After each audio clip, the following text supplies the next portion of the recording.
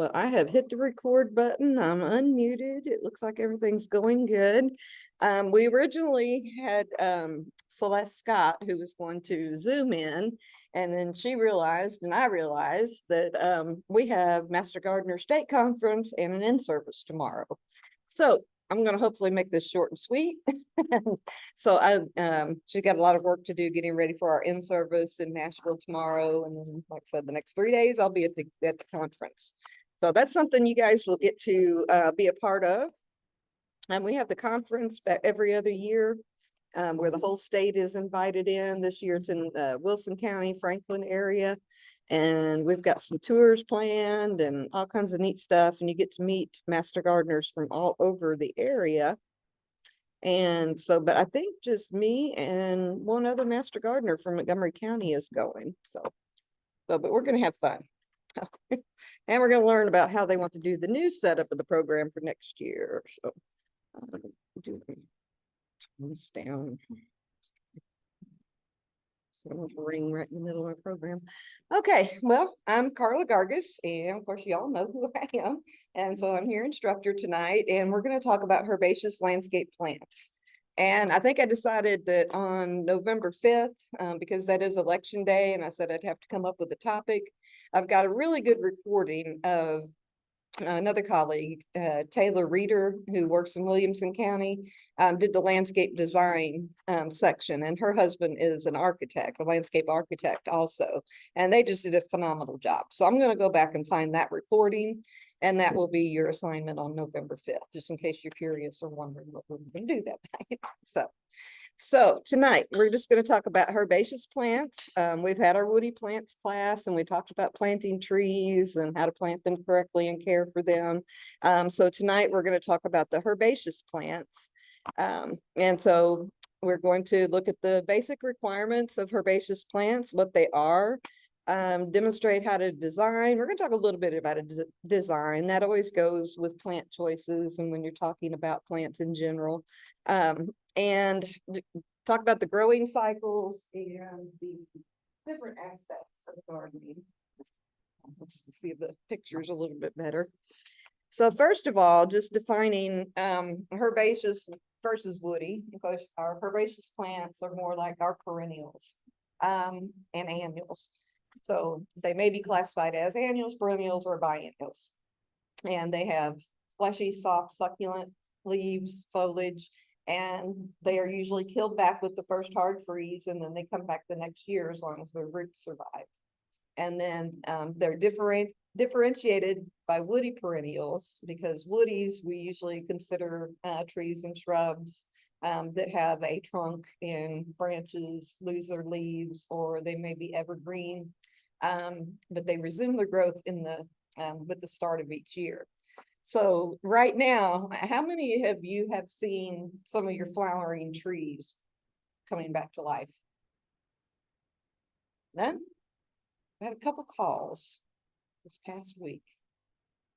Cherry trees are usually one of them that the weather gets them confused. So while it's a deciduous woody plant, once the weather changes and the days start shortening and we get the cool nights and the shorter days, that triggers them to go back into bloom production. So I had a lady call and say her lilac was blooming, and she's like, this is just the end of the world. She says, is this what is going on? Because everything right now is, conspiracy theory. So she thought for sure something was going on wrong. And I'm like, nah, I've got an azalea that's got one little red bloom on it saying, hi, and then I watch for the cherries, and some of the hydrangeas will try to bloom at this time of the year. They just get tricked into thinking that they've gone through a cold period and it's warmed up again, and so they should bloom. So hopefully if the whole tree doesn't bloom, just a few flowers here and there, they'll be fine. They'll come back in the spring and be fine. So, but yeah, she thought she had a phenomenon coming on. So life cycles, annuals and perennials. Annuals are going to complete their life cycle in one season. They put out their foliage, they flower, they go to seed, and then they will die back with the first frost. Most of our annuals are considered perennials in warmer climate areas. So if you go further south, some of the things that we consider annuals are actually perennials. So they just can't withstand our winters. So if you think about your coleus, petunias, snapdragons, pansies, bedding plant vinca, plants like that that are not capable of living through a hard freeze are annuals. But we also have reseeding annuals. So if those annuals are in a happy spot and they go to seed and they drop their seed to the soil, then you're going to have them come back next year. So that's where people kind of get the annuals and perennials confused, because they're like, no, that plant comes back every year. Well, it's coming back from seed, whereas a perennial is coming back from its root system. So, and then a biennial is totally wonky. So, but perennials live for several years. They'll die back to the ground in the fall, and usually do a little cleanup of them, especially if they've had diseases and things like that. Perennials usually have short bloom periods. So if you're thinking about your landscape design, and you're concentrating on perennials, because in the long run, that's going to cost you less money, because annuals are expensive. I don't think I bought any annuals at all this year, and I usually do buy a few, but they were just expensive. And so I'm going more with native plants and perennials. But you have to realize that and kind of do some research to make sure that you've got some kind of a characteristic from that plant going on in your landscape all year round. Like right now, our ornamental grasses, that would be, most of them are perennials, some of them are annual and will reseed. But they're going to start to turn brown, but you're going to leave the plumes on there for winter interest. You know, cut them back until the spring. And then, but you'll want plants that start to bloom or give color from spring till late spring, summer, on into fall till the first frost. And then we kind of hang on to our trees and shrubs as kind of the background to your outside room.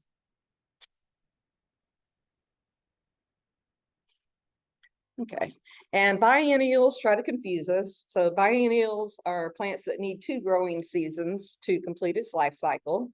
So when they're planted from seed, they will grow their foliage first, and then they will not flower that first year. The foliage dies back, the root stays alive. Then the second year they come up, they get the foliage, and a flower will form.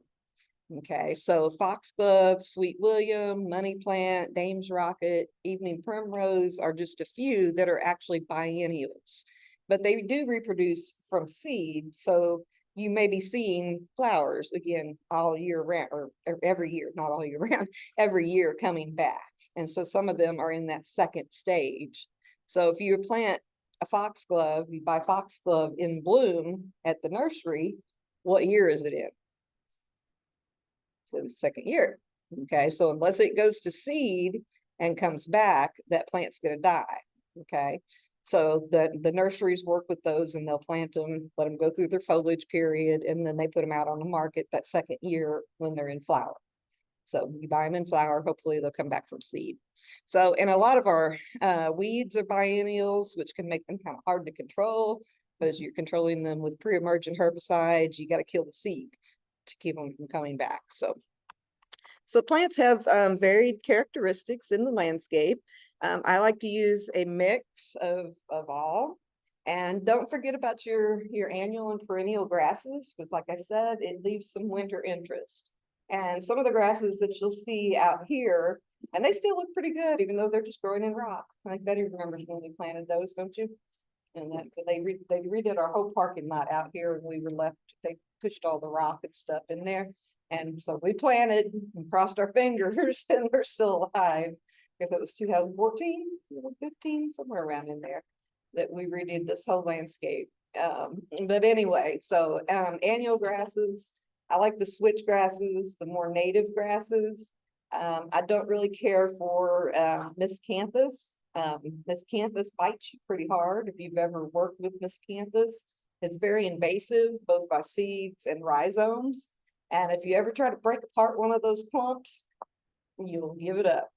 I remember we had one at my house in town, and we finally ended up putting a chain around it. You know, I just wanted to divide it, and I could not dig. The X could not dig. And so we put a chain around it and yanked it up out of the ground and put some native plants back there. What's it called? Miscanthus, maiden grass. It's a non-native. And so what I like to recommend are the native grasses that are like in the switchgrass family or big blue stem, little blue stem.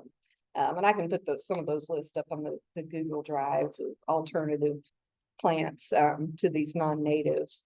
Because they're non-natives, they become invasive. And usually, they just end up being a problem, kind of like Bradford pear and Leland cypress. They're both up there on my list, and it's not the good list. So, but like shrubs, our grasses, our annuals, our perennials, biennials, we use all of those together to create a landscape that, like I said, has interest throughout the year. So you have something in color. Your trees may, provide that fall cover, your trees and shrubs. Some of the shrubs will have berries on them, so things like that. So I really like landscape design. But think of your foundation plantings, where we have screen plantings, and we've got some excellent publications online on that uthort.com. So if you go in there and you go to that page and you just plug in, I'm looking for grasses or I'm looking for small flowering trees, you'll come up with our publications on it. So if you need some ideas of what to plant, go to that site and do some perusing around, because it's got some good publications on there. So with your foundation plants, make sure that you're planting them far enough away from your foundation of your house that they're not going to cause problems later on down the road. Because so many times we call them contractor plants. I see holly, nandina, Japanese holly, and spirea, and they're planted like this close to the foundation of the house. Okay, and that's because when they put them in, they're in little pots like this. Okay, and they're nice and they're cute. And then in 5 years, they're this big and they're growing up the side of your house and they're digging into the foundation. So, kind of a good rule of thumb is you want to plant them about 3 times. Let's see. Okay, like if you had a tree that was going to be 15 feet in spread, you would want to plant it at least 15 foot from the house. The minimum would be like 8 foot from the house, because you're going to have about an 8 foot spread. Okay, so you want to keep that far away from the house. You don't want to put it right up next to the house. I've seen people with crepe myrtles, and they're like this far from the house. No, not going to work. Very aggressive root system. And even if you don't have a basement, you do have a foundation, and it can cause cracks in your foundation, cause leaks and problems like that. So we want to watch our spacings when we're installing our landscapes. And if you have a so-called land scraper, we call them, a lot of them we call land scrapers because they don't know what they're doing. But if you get somebody that doesn't know what they're doing and you see it, you can say, hey, whoa, wait a minute, let's look at the tag and let's see how big around that tree is going to get, at full, at maturity. And then you base your spacing on that. And so, like at my house, I have maybe 5 foot, and then the sidewalk is there. And I've been standing out there looking at it, and I'm starting to deliberate on getting rid of the sidewalk so I can make my landscape come out and look more natural. Because I don't like hard straight lines. It just doesn't work with the nature mentality that I have. Because if you look off into the distance, you see the mountains, you see the trees or the hills and the rivers. There's not a lot of straight direct lines in nature. Everything is a curve, it's rounded, it's mounded, everything's got shape to it. So so our designers could be a little bit better on things sometimes, I think. You can use plants to soften those hard curves and things like that. But like I said, I'm thinking seriously about just getting rid or moving my front sidewalk to the house so I can expand that bed and make it look more natural. So plants, you want to plant them in masses. We don't want just I may go into this later. But Carol Reese, who was our horticulture specialist for many, many years, probably I think about 40 years before she retired, would talk about the dot, or dot dash, your typical landscape where you'd have something pointy on the corners and then maybe round, tall, round. It was just kind of boring. So you want to mix those things up And so if you're doing a screen, like maybe landscape trees, stay away from leaving cypress. But if you're choosing evergreens, put them in threes, put them in clumps of threes. Or if you're planting a line that you want for a windbreak, make one row and then come back, do your spacing correctly, come between each tree with a different variety. So you can take evergreens and you can take deciduous trees and put them together and still have a nice screen where you don't really have to see your neighbor through there, but you're not completely blocked. And if you still have areas that you want to block, you can use some of these ornamental grasses. Put those in there, put small shrubs, things like that. So. Can I take a Sure. ornamented grasses, do those transplant well? They usually do. You can usually dig and divide them and transplant them. Usually if I get them, I'll buy from a nursery, like in 4-inch pots, because they do establish quickly and grow. I found So. in Yeah, you can take that, and if you want to divide it up before you plant it, or you can go ahead and plant it, get it established for a couple of years, then go back and divide it and move it somewhere else. I do that all the time. It saves money. And do they choke each other out if you they put can, them? if you put them too close. Yeah. So I like to look at Carla. and the colors, Yeah. and the variations. What's your point? What's your goal with the mass planting? You can do the same thing with grasses as you would with 3 or 4 shrubs. So you can use a couple different types of grasses. Maybe one gets taller and the other 3 are shorter, but do them in masses. And the same thing with flowers. We talked about the 55-mile-an-hour effect.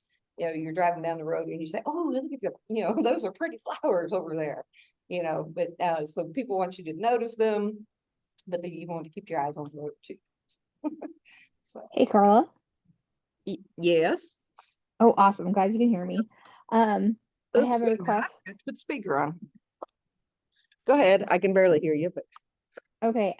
Earlier you had mentioned briefly how the Leland cypress was on your no-no list. Can you send us that list of plants that you do not recommend for this area, please?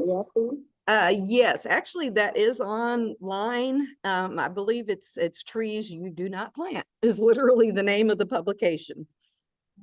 Trees we suggest you do not plant, but I will look that up and try to put it on the Google Drive. Thank you. The Leland cypress was one that was on my list for a hedgerow, like a living fence, and now I'm not so sure. Yeah, I would probably go with a Japanese cryptomeria, stick with our native junipers, mix in some holly. There's so many other plant choices that grow better in our environment.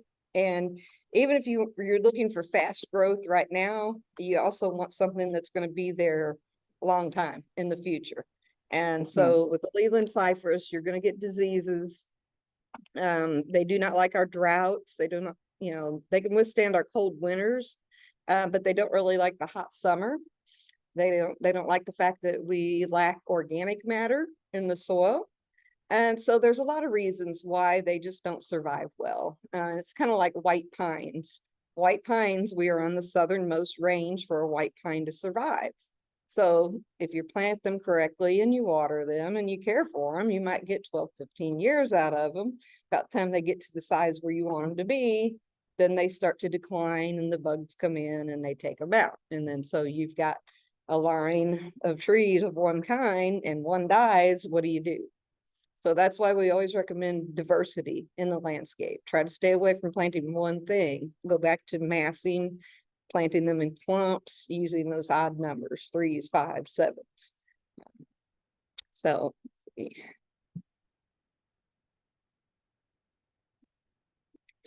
okay, there's a lot of different ground covers available. Not a whole lot of natives. I mean, most of our native ground covers we consider weeds, like Creeping Charlie and things like that. But people will actually let Creeping Charlie grow. But some of your other vines, vinca vines and things like that, they are non-native and they can be very invasive. But if you have a steep slope, you may have to go with something like that. Because they can easily be taken care of, with a weed whacker once or twice a year to keep them back into control.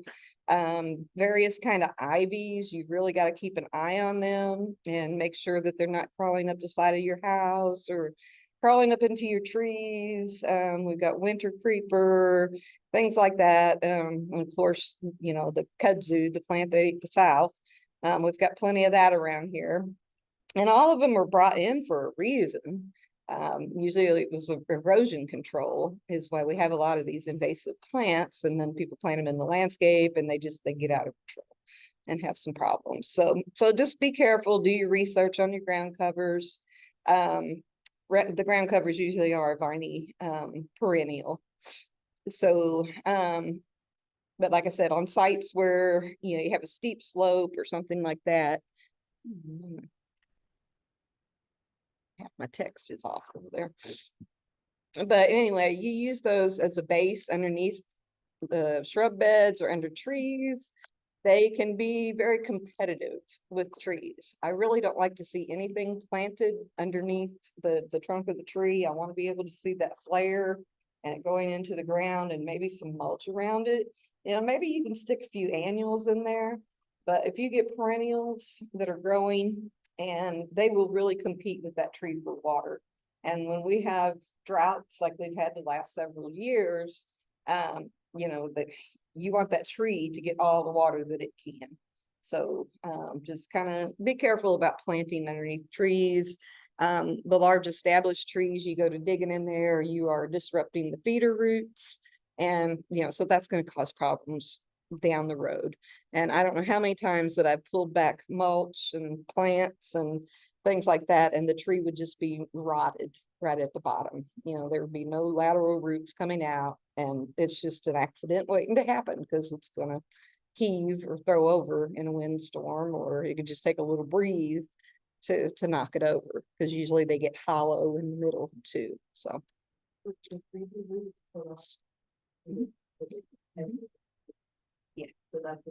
yeah, you want they're kind of the lateral roots, or the anchoring roots are the most important. And then you have a bunch of feeder roots that are in the top 6 to 12 inches of the soil. That's really what holds the tree down. And so when you start planting in that area or driving on it, compacting the soil, then that impacts the tree overall. So let's see. Oh, most people, when you think about ground cover, they think about monkey grass. Not a big fan of monkey grass. It gets a rust disease on it, and once you get it into your landscape, it's just almost impossible to get rid of it. You can dig and divide. If you go into it knowing you're going to have to manage that plant, it's going to be fine. But just realize that it's like the larger ornamental grasses that you do need to cut them back in the spring, do a little cleanup, and they'll come out and they'll be pretty and they'll have their little purple flowers on them and stuff. So just know if you use monkey grass, it's going to be labor intensive. I mean, it can be a good choice, but there might be better choices out there that are not quite as aggressive.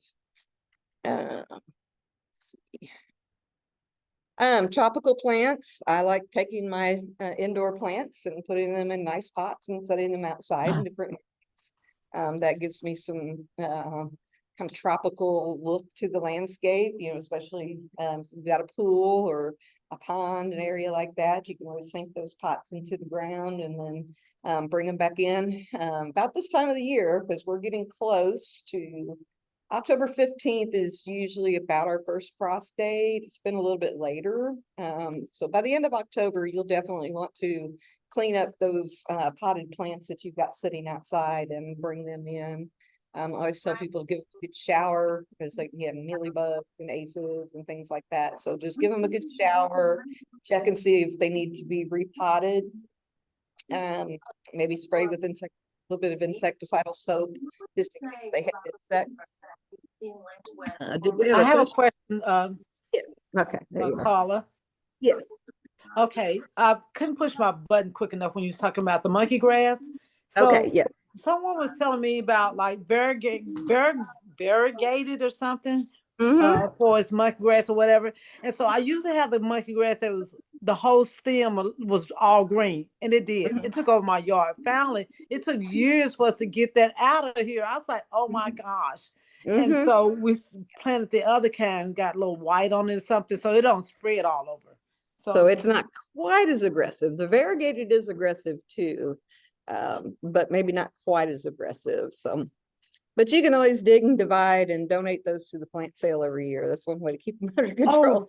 Oh, really? We'll just Okay, spread the wealth with it's everybody. really big. And someone said Yeah. one guy had come back here, he does yards and stuff. He said you Yeah. should dig it up and separate it and thin it out because it's really thick. Yeah. Because I've never Oh, done yeah. it before.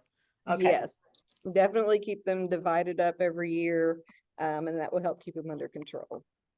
So, like I said, with tropicals, you can kind of add a temporary lushness. We have what am I thinking of? Not hydrangea. Start losing my brain again tonight. But usually these plants are overwintered. You can either bring them in the garage or put them back in the house, just keep them moist enough to keep them alive. Or if you have a nice little sunroom, you may keep them flowering through the year. I do good just to keep them alive. So, but I like putting out, well, I mean, there are hardy banana trees now. I'm from Missouri, so I still kind of keep this mindset of you got to dig these things up. But here in Tennessee, elephant ears, cannas, things like that, you can leave out, and it usually does not get cold enough. Now, watch us have another polar vortex and take everything out. But normally you don't have to dig those bulbs and put them inside. But we're going to talk about that in just a little bit. So your tropicals are good. Put in pots, spring in and out, add some color if you don't really have a large place for a garden. Choosing your plants that are appropriate to the region. You want to make sure, like I said, with those tropical plants, ahead of time you're going to have to bring them in. But what you're putting outdoors, you really want to do a little research, read the label, check online, or I should have brought in my DIR's book. DIR, DIRR, is a landscape what he writes the Bible of landscape plants. Okay, so I've got two DIR's Bible. It's got all the plants in it, and so it helps with identification and all kinds of information about where those plants should grow and the features and things like that. But that is more trees. Anyway, getting off topic, but you should plant those plants that are suitable for our environment here in Tennessee. And we have changed, and I need to update this too. We are in 7. Whoops. I was looking at my notes. Okay, so we are actually in zone 7 now. So this has changed. So you go from, of course, colder to the warmer zones. So those down in 8, 9, 10, that's going to be your more tropical zones. Getting into 7 and 8, you're getting up here into Tennessee, Missouri, Kentucky, Illinois would be like 5, and then as you get further up, it goes 4, 3, 2, 1 on it with the Canada. So the lower the number, colder the plant likes it. The higher the number, the more warm it likes. So again, check your labels. Plant labels can lie. If you go to the big box stores, they can be mislabeled. So you got to kind of take that into consideration. I've done that a few times. It's like, you're not what I thought, after it starts flowering or whatever.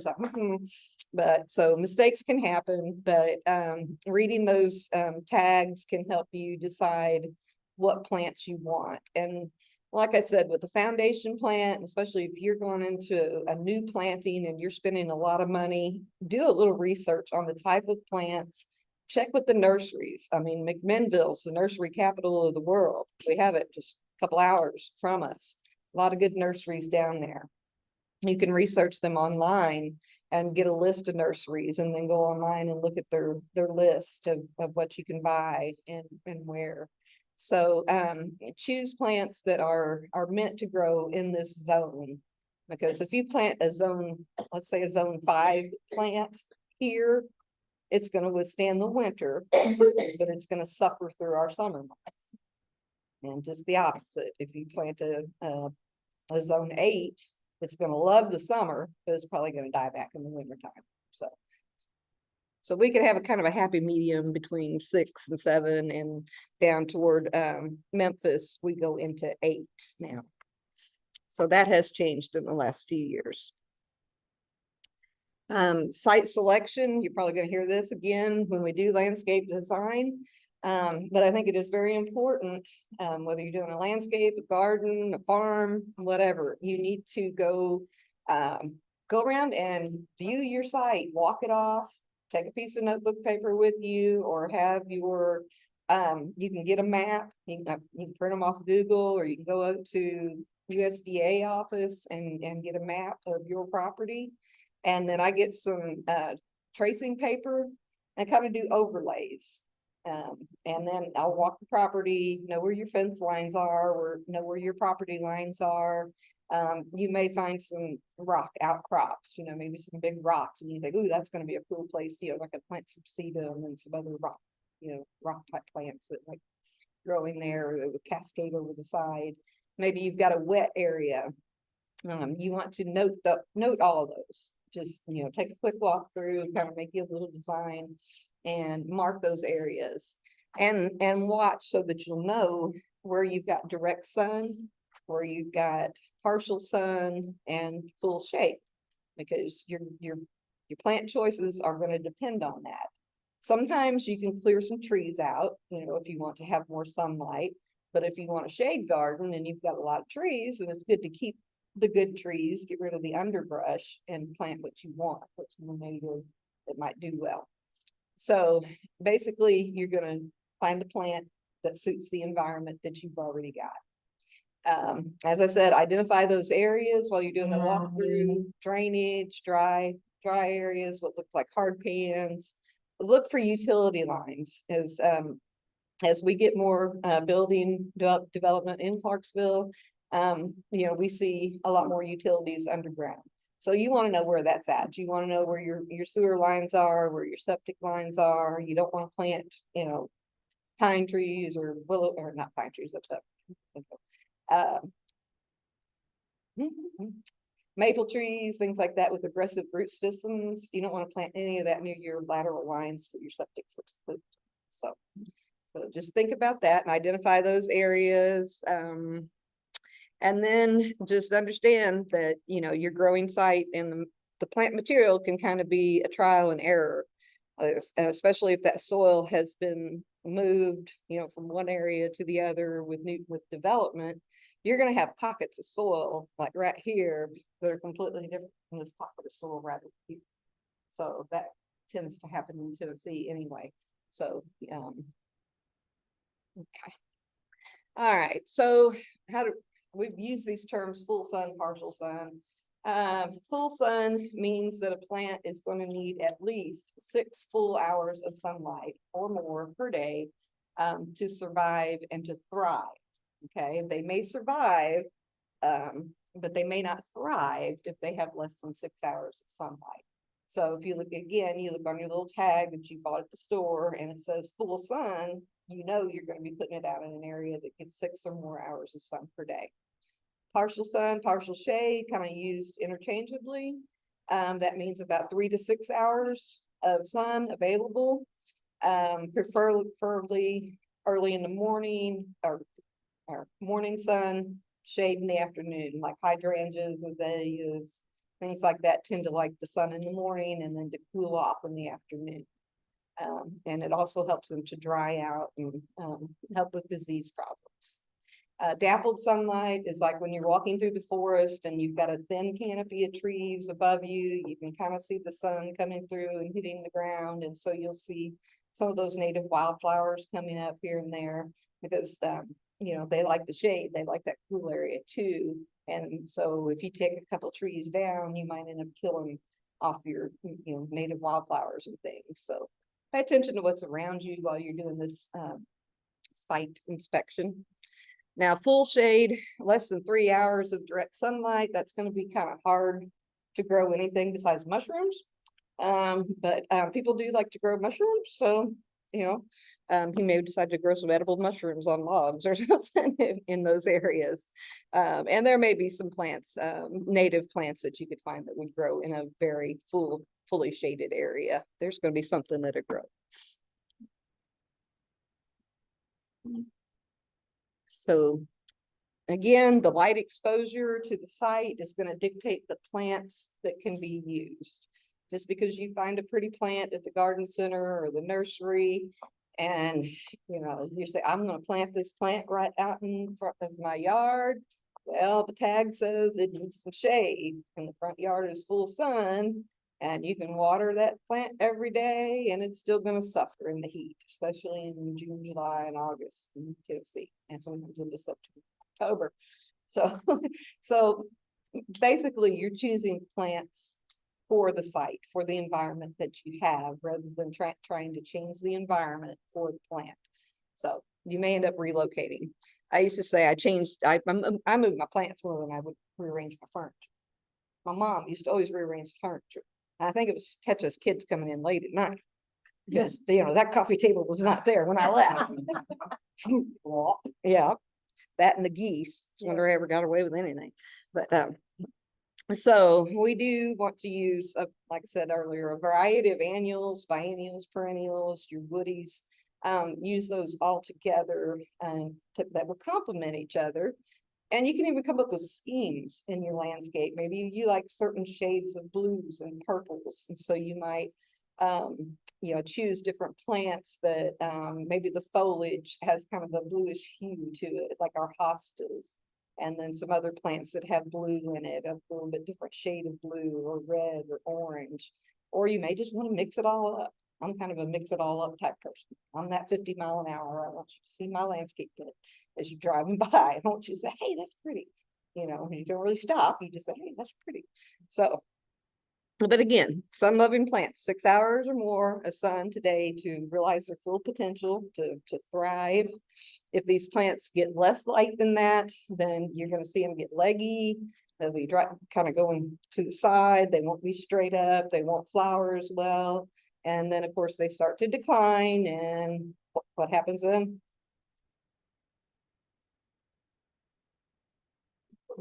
They die. A bug or something will come along and get them because they're weak.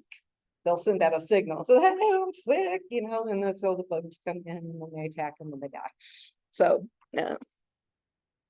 this takes a little bit of research, I think. And soil and bed preparation is very important. If you have a new home, or maybe you're renovating a landscape and you're pulling out all the shrubs, plants that were in front of the house, you want to start new. Pull all that stuff up. You're going to till your soil. You're going to add some organic matter. Maybe do some cover crops, some annuals, even a vegetable garden. I've been known to do crazy things like that. I think I told you about my buckwheat and the turnips, all in the yard. Well, it helped. I took 2-3 years of doing that and working that into the soil before I went out and bought my expensive trees and shrubs. So I wanted to be here permanently. So bring that soil back to life, then go buy the expensive shrubs and trees that you want. So you want a well-drained, high soil that is high in organic matter. You're not going to get that in Tennessee without adding some type of organic matter, using those manure crops, working that into the soil. And like I said, I don't like the sharp lines and angles. I like nature. I like how it just kind of waves the mountains like that. So.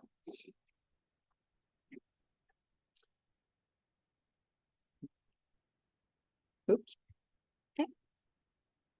Go ahead. Come back. Absolutely. Yeah. I'll get it here in a second. Okay. Okay.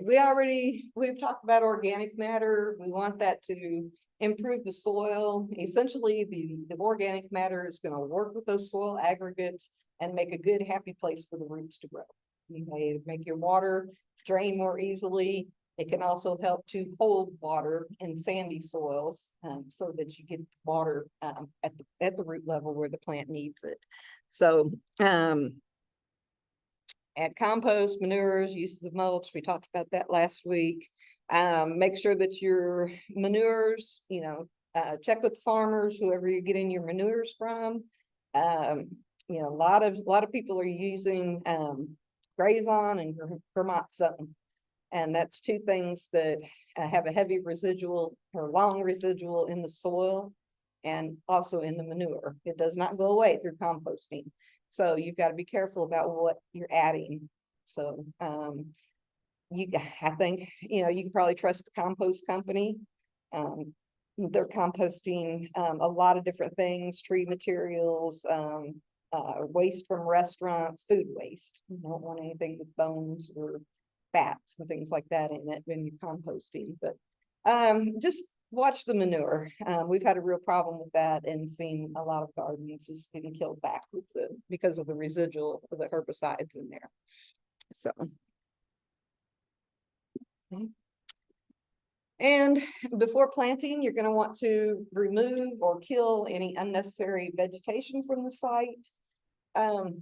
Like I said, back in my younger days, I did a lot of the double digging and scraping the soil off and relocating that grass to another area. So I didn't want it to die. Now it's just like mow it down, close, till it under. But a lot of different ways to go about it. You can use chemicals, you can use muscle power to do it, but try to get rid of as many of those perennial weeds as you can before you put your landscape in. So like I said, there's sod stripper. I've got some pictures on the next slide and I'll tell you that story. You can also kill vegetation by through solarization. You want to use clear plastic, and that needs to be done during the summer months. So that kind of puts that area, out of production for a year.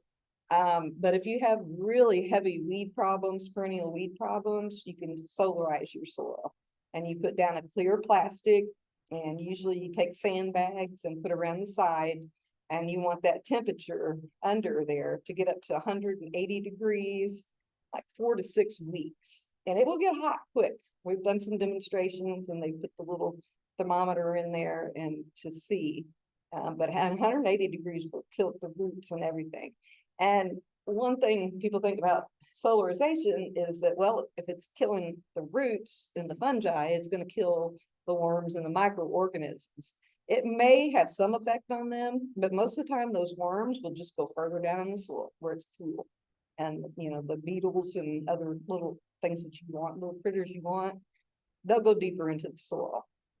And so the fungi and such don't move as rapidly, and so you can kill them off. So do your soil testing, kind of have an idea, be thinking of that landscape design, what you want, and then soil test accordingly and amend accordingly to what you need, whether you need lime or whether you need sulfur to acidify the soil. Then I have a question. I'm sorry. Yes. So that's Carla, okay. what do you recommend if somebody's have a property and they building a home, and once they finish building, they bring in dirt and cover everything. How would you deal with before they start planning anything about testing the soil and all that, around your house where you want your landscaping at? Yeah, if they're bringing in new soil, I would go ahead and add your composted material and make sure that's tilled in 6 to 8 inches. And then I would pull the soil samples. Okay. Okay. And you still want to get it 6 to 8 inches deep so you get a good representative soil sample. Okay. Thank you. Okay. And sometimes you have to do this in phases. Like I was more worried about, my landscape plants out front, the view from the street. And so I worked on those small areas and didn't really care about the grass. If it was green and it was growing, it was fine. So, and that gave me time to amend and work on my foundation plants, and then just kind of keep moving out into the yard where I added more trees and was trying to actually reduce turf areas and increase where I had trees and other plants. So, but overall, you're going to want to till that area at least once to about an 8-inch depth and put about a 3-inch layer of compost over the top of that till that in and then leave it alone, no more tilling, okay? But about 3 inches of organic matter spread smoothly over the area, and you just measure your square footage area, and then there's a little formula that tells you, if I want it 3 inches thick, I'm going to calculate that out. So, best amendments for clay soil are going to be pine bark, humus, composted leaf mold, manure, grass clippings, and manure. As we learn, as we have these new chemicals come out, and they're being used more and more, I guess in over 25 years, I've seen more of an increase in pesticides, especially in lawn care. So I would be hesitant on the grass clippings and the manure, around like in your landscape foundation plantings and such. So you use with caution. Now, this was a fun experience. Several years ago, I guess it was around 2010 or 2011, our church burned down and we rebuilt. This is Hickory, no, this is St. Bethlehem. I'm sorry, I went Hickory Point too. St. Bethlehem Methodist Church out on Golson Road. And so I was working with a couple different people on it, and I drew the landscape that we wanted, and somebody else was putting in the grass seed. And I said, next to the building, I said, leave me a 5-foot area because I'm going to amend that, and that's where the foundation plants are going to go. Well, they planted grass right up to the building. And if you look at this picture here, see where the grass is thriving, right up next to the building where I want to put in the foundation. So I decided to put the ex-husband's work in with a sod spreader or sod digger, sod stripper. So just like you would get sod, for your lawn by the garden center, we pulled up all that sod and we relocated it to different parts of property where the grass did not fill in properly being seeded. That was a heck of a job because there was only about 4 of us to do this. And so, and the church is pretty good size. So we did that. We carried the rolls. We didn't have to move them too far. Of course, it rained for us, so it was nice and muddy and made those things really heavy. But it did work out very nicely. And we were able to add the soil, till it up a little bit after it dried out. Of course, we didn't till while it was wet. We did till it to break it up and added some amendments and planted a few shrubs along those areas. And some of them did good. And then I noticed the other day I drove by, and I think that 2 years ago, the polar vortex had gotten somewhere. But anyway, you can recycle even in the landscape, because I hated to see that good grass just go to waste. So we took the sod stripper and moved it, and it looks pretty nice now. Percolation test. We've talked about this during soils class. We just dig that hole 12 inches deep, 12 inches wide, and fill that hole with water and let it drain. And then repeat the process one more time. So if the water does not drain in less than an hour, your drainage does need to be improved. And if the water is still sitting there 24 hours later, 12 hours, 24 hours later, you've got a poorly drained soil. If the soil has any hints of gray or black in it, you know that you're going to have drainage problems. It just does not perk, I guess you would say. It doesn't percolate through the soil. So. Okay. All right. Any questions up to this point? So we're going to talk about in your site selection, the spacing. I used to do a lot of the landscape beds. I think I talked about that when I worked for the highway department. I learned more that year I worked for the highway department in Missouri. I think I have in 25 years, but because I was actually out there working beds. But part of our job was to do the landscape beds in the medians. And so we would need to calculate up how many plants we would need per square foot. And one of the first things I learned, I'm looking at my note slides here thinking, okay, I need my picture. Okay, so we don't want to do just dot. I mean, unless you're wanting to make a flag or you've got a specific design that you want to alternate. Okay, so like if you're planting begonias here, do one row like this and then come in between each one, just like we talked about with doing the screen. And so those are gonna fill in and they're gonna cover that whole area. And why do we want to keep the surface of the soil covered? Contain Erosion, moisture, maintain moisture, keep the weeds out. weeds. Yes, Yeah. yes, you want to keep that soil covered. It helps with weed control. So these plants are planted kind of alternatively in rows. They will eventually fill in and they'll cover all this area, and that does help with the weed control. Then you can just go through, you're maintaining these weed beds, maintaining the beds on a weekly basis, and so you get those weeds out while they're small, and you don't have to use chemicals. You're using mulches, you're putting down newspaper, things like that. I don't mind using a little bit of cream. It makes your job, makes your life a little bit easier, especially if you're doing it on a larger scale, like a commercial landscaper. You're probably going to want to use some of those other tools. But if this is your landscape at home and you like to go through and you just pull the weeds out after work, kind of stressful. But follow the spacing that's usually recommended on the little tag on the plants that you buy. They can be anywhere 6 to 8, 10 inches apart. If you want a real impact, you can put them a little bit closer, but probably not plant them 2 inches apart or anything, or they're not going to have enough room to grow. You want air circulation to reduce your disease problems, but you do want them to kind of be staggered out and let them fill in. Okay, make sense? Always read the plant labels. If the plant label doesn't sound right, Google it. See, or maybe be old-fashioned and grab a book from the library. Okay, so when we think, and here I am, I'm going more into landscape design again. When you think of your room or you think of outdoors, you're going to think of it as an outdoor room. So your roof or your ceiling, your canopy of your trees, the sky, that's the ceiling outside. Okay, and then you've got trees and shrubs. It can be the walls. It can also be arbors. It can be fencing. And then you've got your grasses and your ground covers that form this room. And then you've got your hardscapes where your walking paths are. And then you have to incorporate your trees and the shrubs, and you want it to all just kind of look kind of natural. So that's designed. So your ground covers can provide just a broad stroke. They can just fill in, fill in maybe a neutral color. Gray is considered a neutral color. So if you, let's see, I think what the other one was, Artemisia. Yeah, the Artemisia makes a good neutral color.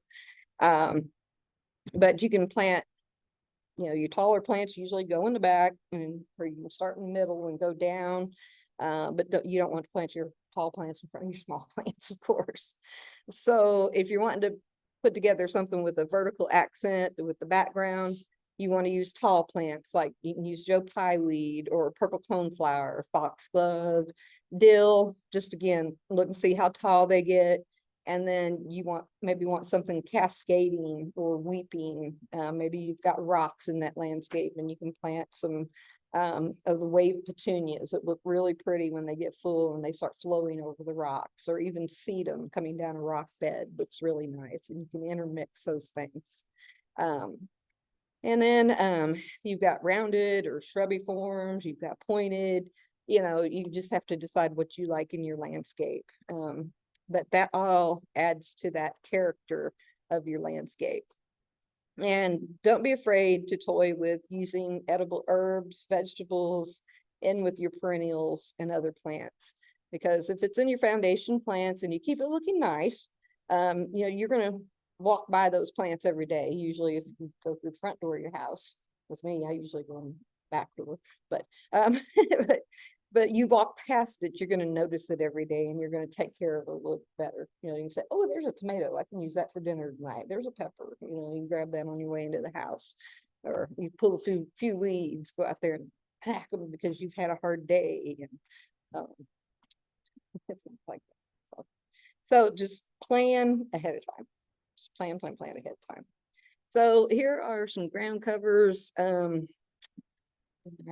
Let's see, I think there's some ajuga in here, or is that hyacinth? That's hyacinth there. Hyacinth, It looks like some creeping Jenny maybe, or some sedum. My eyes are bad. I can't even see it close up. Sedum. Yeah, this tall one here is sedum, and then we got the purple coneflowers in the back, and maybe some black-eyed Susans. But your phlox can be, you have the low-growing phlox that can be used as a ground cover also. But just kind of play with the mixes of colors, that complement or contrast each other in the landscape.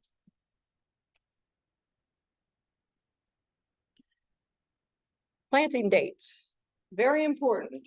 It's hard to follow a calendar in Tennessee anymore these days.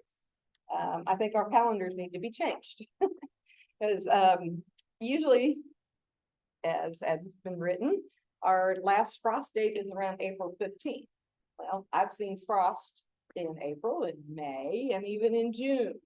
And that's within, I guess since 2007 was one of the latest frost that we saw. It happened in June, and then it was followed by a really bad drought. And so that took out orchards, it took out strawberries, it took out a lot of landscape plants and trees.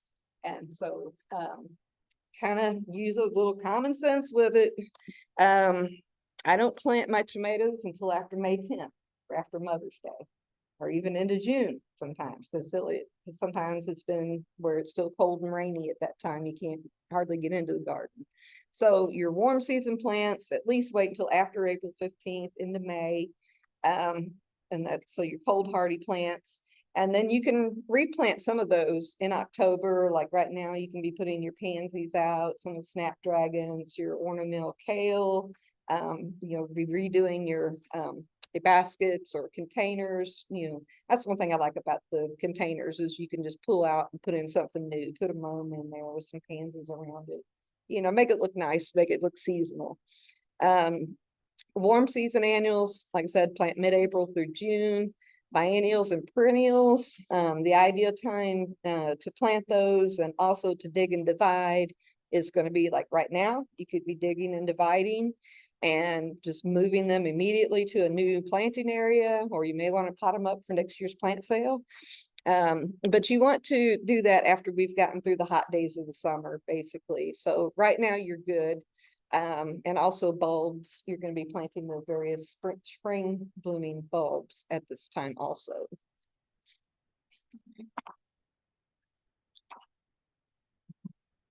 So containerized perennials can be planted any time of the year, provided that water is available. I would say I would not plant anything in July and August in Tennessee, because you can water the heck out of it and it's still going to look pitiful, because we're just not getting that natural rainfall and the nutrients that it needs from the air and the water coming down from the sky. So like I said, right now you can be dividing those perennials while you're doing a little cleanup of your garden. I know there's a big push right now to leave the debris. That kind of drives me a little bit crazy. I'm a little OCD, on cleaning up all my leaves and stuff, but because I know some of my plants have diseases, like, I want to get that out. I can stand leaving some of it on the ground, my grass clippings, my leaves from the trees, as long as they're not interfering with whatever else is growing around them. I'll leave that to break down. It's because it holds a lot of different good bugs. You want to keep those in and let them overwinter. But it's kind of like a catch-22. It holds in the bad bugs too. So I do a little cleanup. I usually cut them back, try to get rid of the old growth or disease growth and things like that.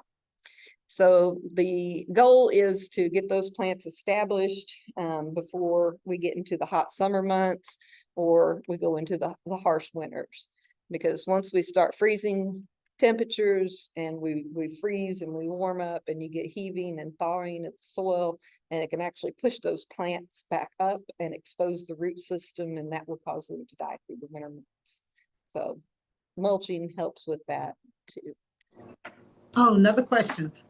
Yes, ma'am. So if like someone gave me some gladiolus, I think that's what it was. Was it that? Yes.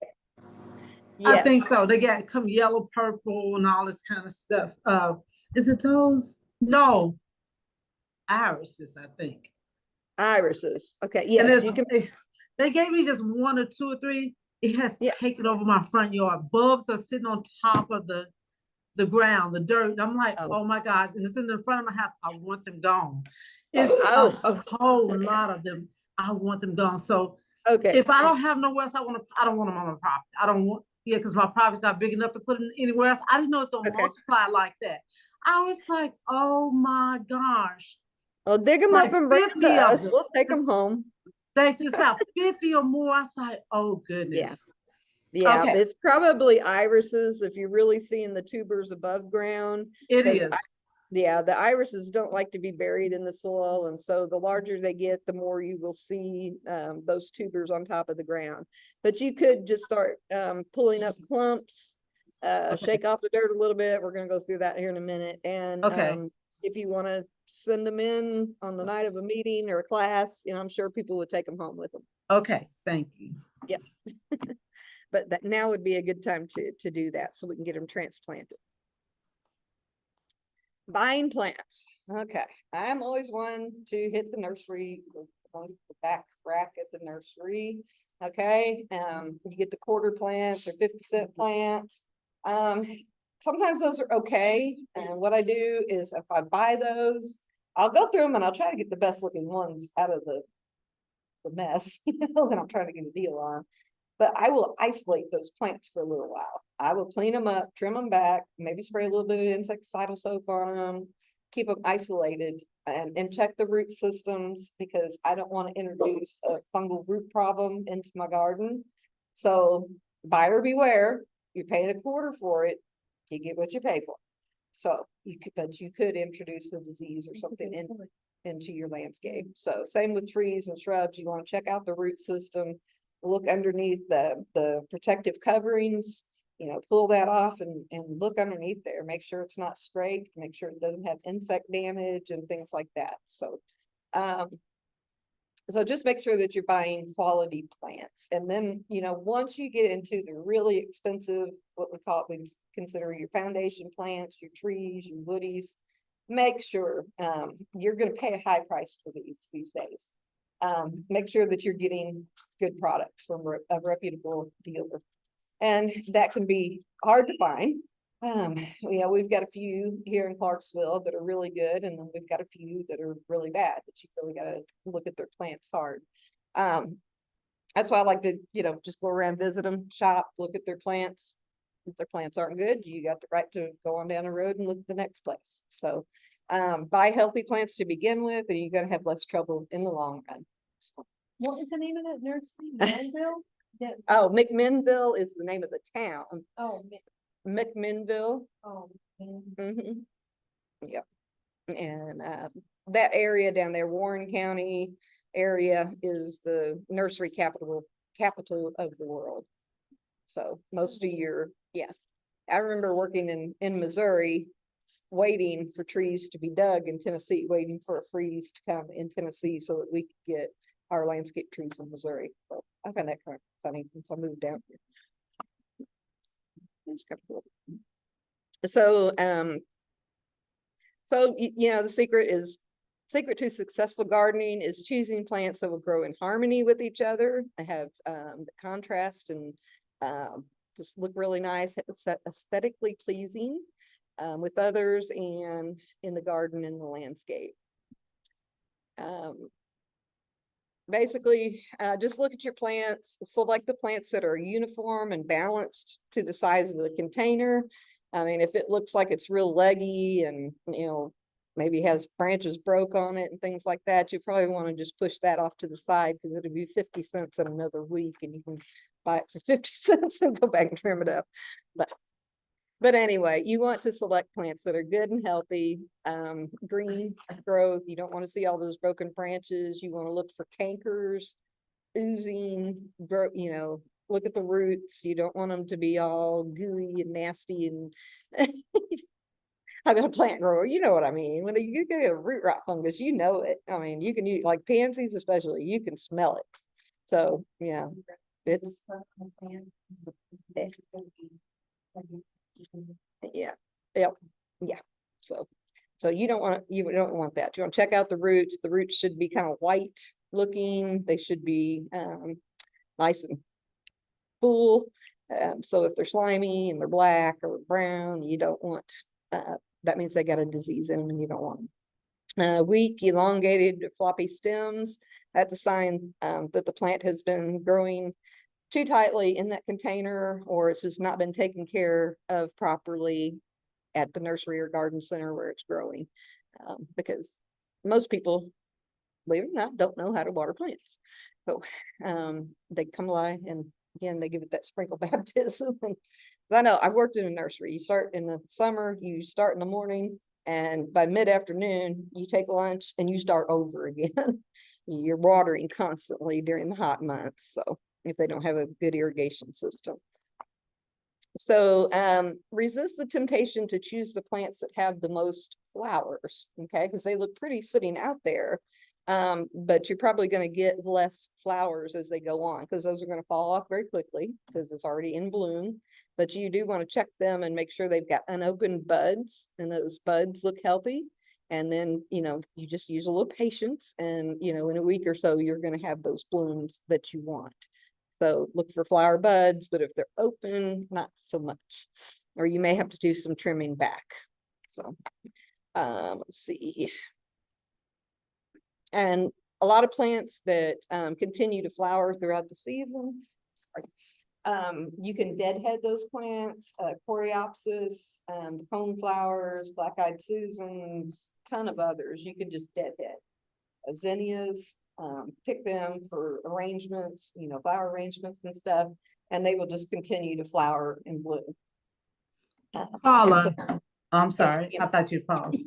Would you say that's pertaining to mums? Like you see the mums now, they look all beautiful, but then there's some that's not bloom. Would you buy the ones that's not bloom so much than the ones that's fully bloom and it's just got a little bit? I would probably buy the ones that still had the buds on them. Okay. Maybe have a few flowers blooming. And if you've planted mums and you've managed to overwinter them, they say to keep them clipped back. Don't let them go to flower until like July 4th. And then after July 4th, you can go ahead and let those buds start forming and you should have flowers about this time of the year because we think of mums as a fall plant. So. Thank you. You know why? Because every year, my mom that I planted some years ago keeps coming up like September, July. I start seeing it coming up green. And so now it's fully all the flowers on it. I cut it down the other day and someone told me, as soon as I see it coming up, cut it right then. Or something. You're not gonna cut back the whole thing. You're just gonna keep those blooms, those buds, flower buds, picked back until about July 4th, and then let them go ahead and bloom. I'll pick the buds off. Yeah, just pick the flower buds off. Oh, don't chop it down. Just don't chop down the whole thing. Oh, okay. And there are deadheaded. Yeah. Oh, okay. I was so mad. Every year it keeps coming too early. I don't want it to come until October. Okay. So we have annual mums and then we have perennial mums. So you kind of need to know what you've got. So most of your annual mums, the ones that are on sale right now, especially if they have 2 or 3 colors in the basket together, those are going to be annual mums. If you want a hardy mum, you've got to go to a nursery.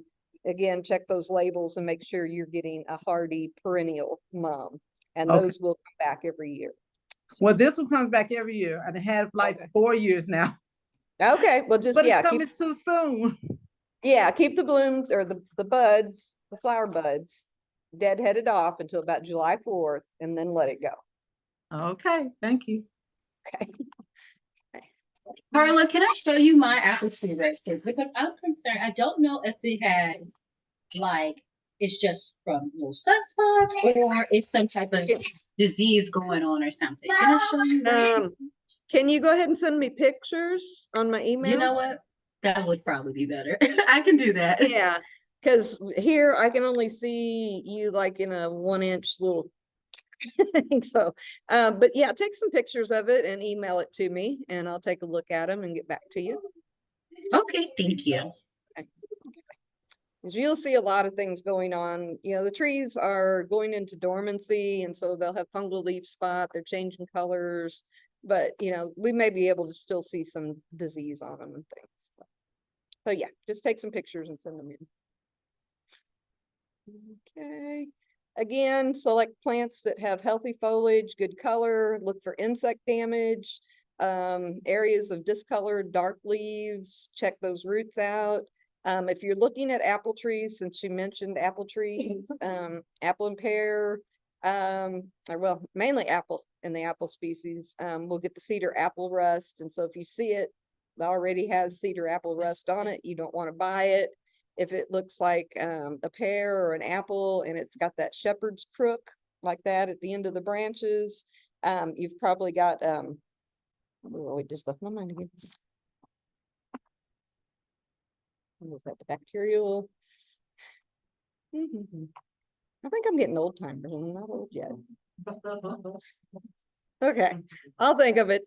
But you see that flagging, it's a bacterial disease that gets on pears and apples. But also check for aphids, spider mites, mealybugs, all those things can be hiding, white flies, scale. And my internet connection is unstable. I apologize if y'all aren't hearing me very good on the Zoom end. But you can always, I mean, like we've told you, just pick up the plants, inspect them, shake them, see if you see any bugs coming off. If they seem to be full of bugs or scale or, you know, have that sooty mold on them, don't buy them. Just put them back on the shelf and move on. You might want to tell the plant, well, sometimes you can tell the manager of the manager of the garden center. Sometimes you can tell them, sometimes they'll just ignore you. So, but, all right, inspect the root system. We've gone over that. I will pull, you know, a tree right out of its pot and look at the root system to make sure that it's healthy. Press on the sides of the container, loosen those roots so that plant slides out easily. Again, look at them, make sure that they're plump and they're white, they're healthy looking, they don't have it, you know, they're not slimy, or you don't see any insects in there, or what looks like insects or disease. If the container is root bound, you can always score the plants, or score the root ball. But if it's really, really root bound, I'd probably put that one back and choose something different. Because those, when they get root bound, they go round and round in a circle, and then you put them into our hard clay soil and they'll continue to go round and round in a circle, and that's a girdling root. And, you know, it can kill a plant 5-10 years. It may take it a little while because that plant just continues to grow in a circle and it strangles the tree. So, but you can take those and you can score them, you know, with your spade or shovel, a trowel, or a sharp knife, and make sure you cut those roots and kind of open them up a little bit, and they'll be fine. Yep. Okay, on days to plant, if you can, try to plant like early in the morning, when the sun's not beating down on you. A cloudy, overcast day is a perfect time to be planting, and that helps the plants also to acclimate to being outdoors. Now, if you started seeds and plants inside, you don't just want to take them directly from the window, or, you know, the grow lab where you've got them growing, and stick them outside in the full sun, because that's going to scorch them. They need a few days of going in and out, and that acclimates them to the outdoor environment, and that way they will be able to take the sun and the wind and the, you know, all that's going on. Once you have prepared your bed, try to stay out of it as much as possible. And what you can do while you're planting is you can lay out a piece of cardboard, or you can lay out some mulch and walk on that, and that'll keep you from sinking down and compacting that soil back down. So if you can, you know, if you got raised beds, usually you can reach in on either side. You don't have to worry about stepping into the bed. But if it's a foundation planting or something, you may just have to do some reaching. Or you can use the cardboard or mulch to walk on. Plants should be planted at the same level that they were growing in their containers. So I say that, but with the trees, you've got to be careful, because the trees are dug in the nursery with that big machinery that we saw. when Katie gave her presentation. And so sometimes when they're dug, that just automatically piles soil up over those lateral roots. So you may have to dig a little bit and find the lateral roots and just don't plant them really deep. Now, vegetables, which we haven't had yet, like tomatoes, you want to bury them deep. You can bury peppers pretty deep. But most things, our ornamental plants do not like to be buried deep or they will die. They actually suffocate down in the ground. So, okay, we talked about the roots being tightly bound. You can score those, just break up the root system a little bit. And before and after, you need to water your plants. Don't count on rain. Even though Mother Nature says it's going to rain that afternoon, I still water my plants after I've planted them. And I like to water them beforehand so that they're damp when I put them into the ground. So don't count on rain in a couple days or whatever. Go ahead and water your plants in, and that they will establish much better, and you'll be happy and they'll be happy. So, soil and water management. Of course, we've talked about good stewardship, adding organic matter. You want that's the ability of the soil to be able to infiltrate and move that water, but it does need to hold on to some. You know, we talked about the aggregates and that cool little picture, you know, where the water ran all the way down through, and then the other one where it just stopped. Okay, you want it to run through, and you want your plants to be wetted about 6 to 8 inches in depth. Now, whether that takes 1 inch or 2 inches of water, we really don't know. It's hard to tell. But you wanted to make sure that that soil is wetted deeply about once a week. So we talked a lot about our management tools, site preparation, dealing with those compaction issues, drainage issues. You know, if you got a place that holds water, you know, plant willow trees, plant birch trees, or plant other water-loving plants in that area. And that's probably going to take care of the problem. If you have a lot of runoff, you want to use ornamental grasses, you know, because they take, you know, they take root very easily and they have deep roots. If you look at some of our native grasses, like our switchgrass and Indian grass, they can have roots 10 foot deep. And that's why they used to use them. And they were grazed and they would come back. And so our fescues are not necessarily that way. Because we've changed our management practices, and so we have hard pans and root systems that are shallow and things like that. So I like to use native plants where I can, but of course I'm trying to reduce my inputs on my landscape. I don't like to mow. I don't like to weed eat. I found out yesterday I definitely do not like to weed eat. I forgot how heavy them things were. So I'm gonna get me an electronic one or electric one. Because I used an old steel yesterday. I didn't feel my arm until this morning. It was just kind of going like this. And I'm like, come here. You know? So I finally just dumped it. I dumped it and I started pulling by hand. You know, my boyfriend come around the corner with the mower and started so like get rid of that weed eater. But anyway, your site preparation is going to help you address the compaction in the soil, the drainage issues, thoroughly incorporate that organic matter, maintaining that soil cover with a mulch or making sure that your plants get a full cover. That will help with your weed issues. And organic mulches are the most useful because they break down and they add organic matter. And yes, you have to kind of fluff them up and replace the mulch each year. And you don't want to pile it on to where it gets too thick, especially around your trees. But you can fluff that up, you know, maybe add new where you need to, and that breaks down and it adds nutrients. It increases those microorganisms, and it's just better for the soil. See, do y'all need a break yet? I'm almost halfway. Okay, let's take a 10-minute break. Okay. So I'm trying to get out of here. Like a leak, but I'll give y'all a break.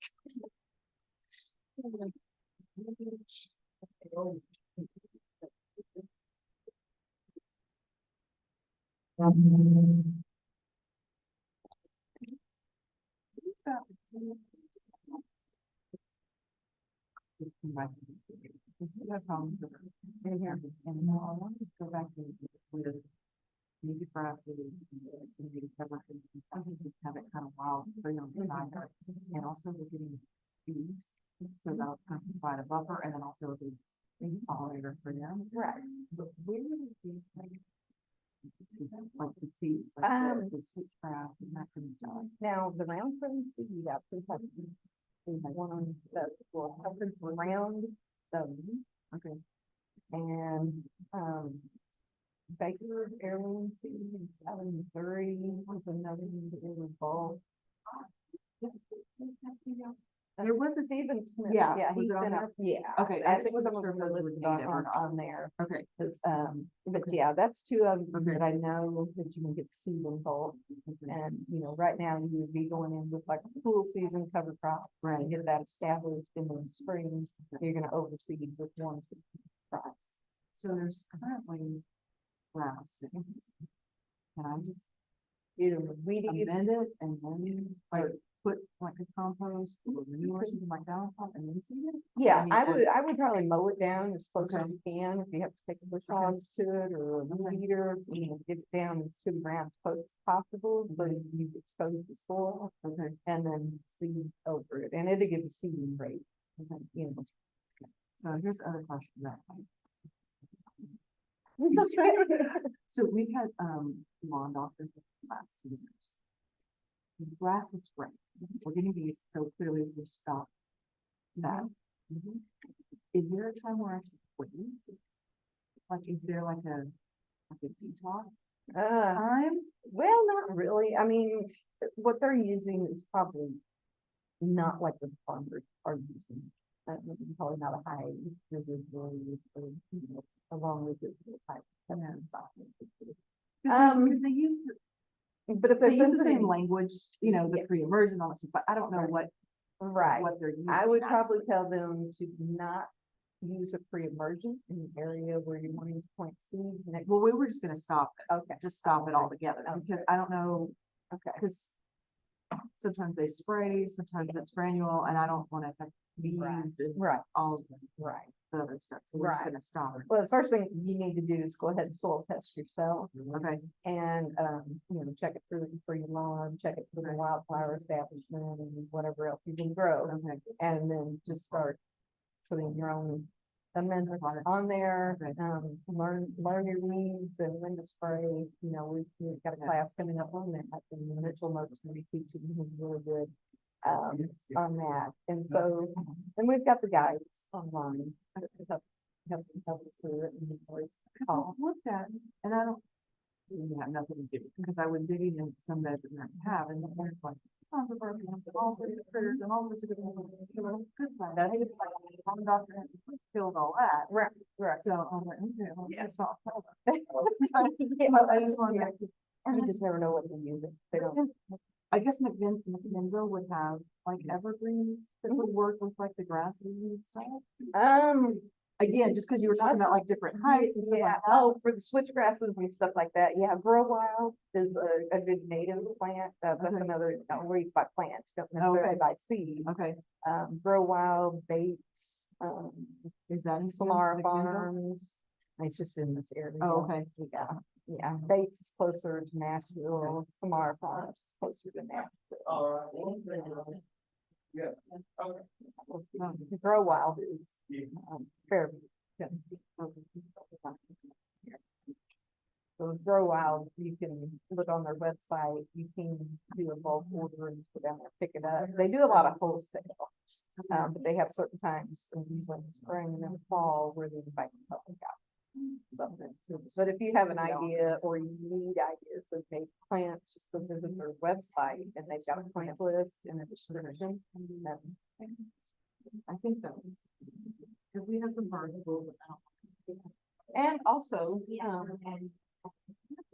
they haven't told me yet. Austin is supposed to be having a plant. Should be this month. I haven't got an email about it. Cause they told me they were gonna have native trees, and usually in spring, I go out and I buy pots of native grass.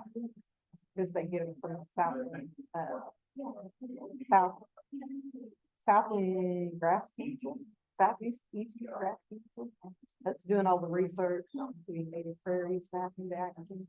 Yeah, they'll gather seeds for plots that they have and then they put it in the nursery. Put it online.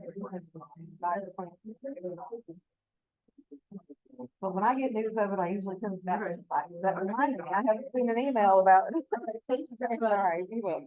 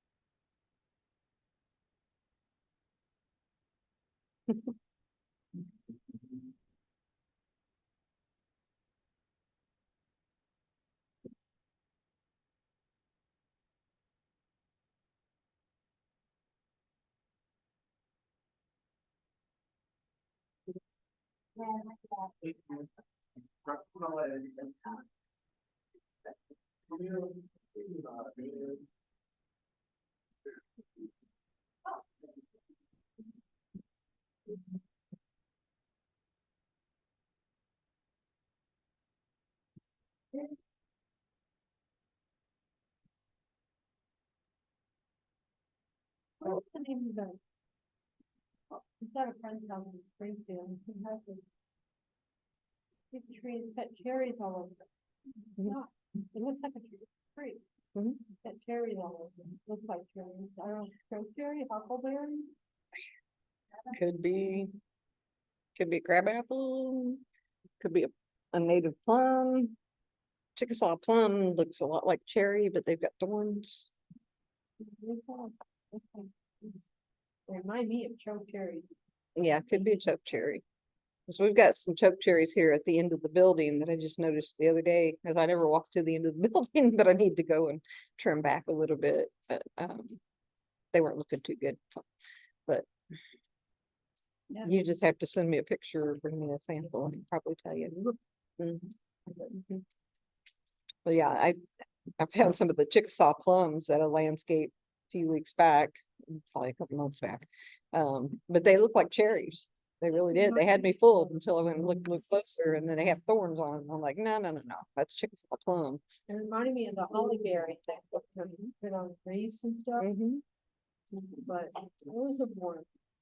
And it would have an evergreen leaf. It was like 5 feet. Well, some of your holly bushes are that short. They're not all trees. There's holly bushes also. Yeah. but Or winterberry. The holly, you male and female, right? Typically, yes, there's gotta be a male around somewhere. Male does not have berries on it. Female is the one that has the berries. Yeah. All right, y'all ready to get going again? Okay, just a little bit more about soil and water management, because I know I've killed that topic, preached on it. We preached on it a lot, but it is important to get your soil right. I always say from the ground up, things have got to be working right together in order for your plants to thrive and be successful. The weed barrier fabric, I do not care for unless you're just doing an area where you're going to put down rock and maybe put some pots on it or something like that.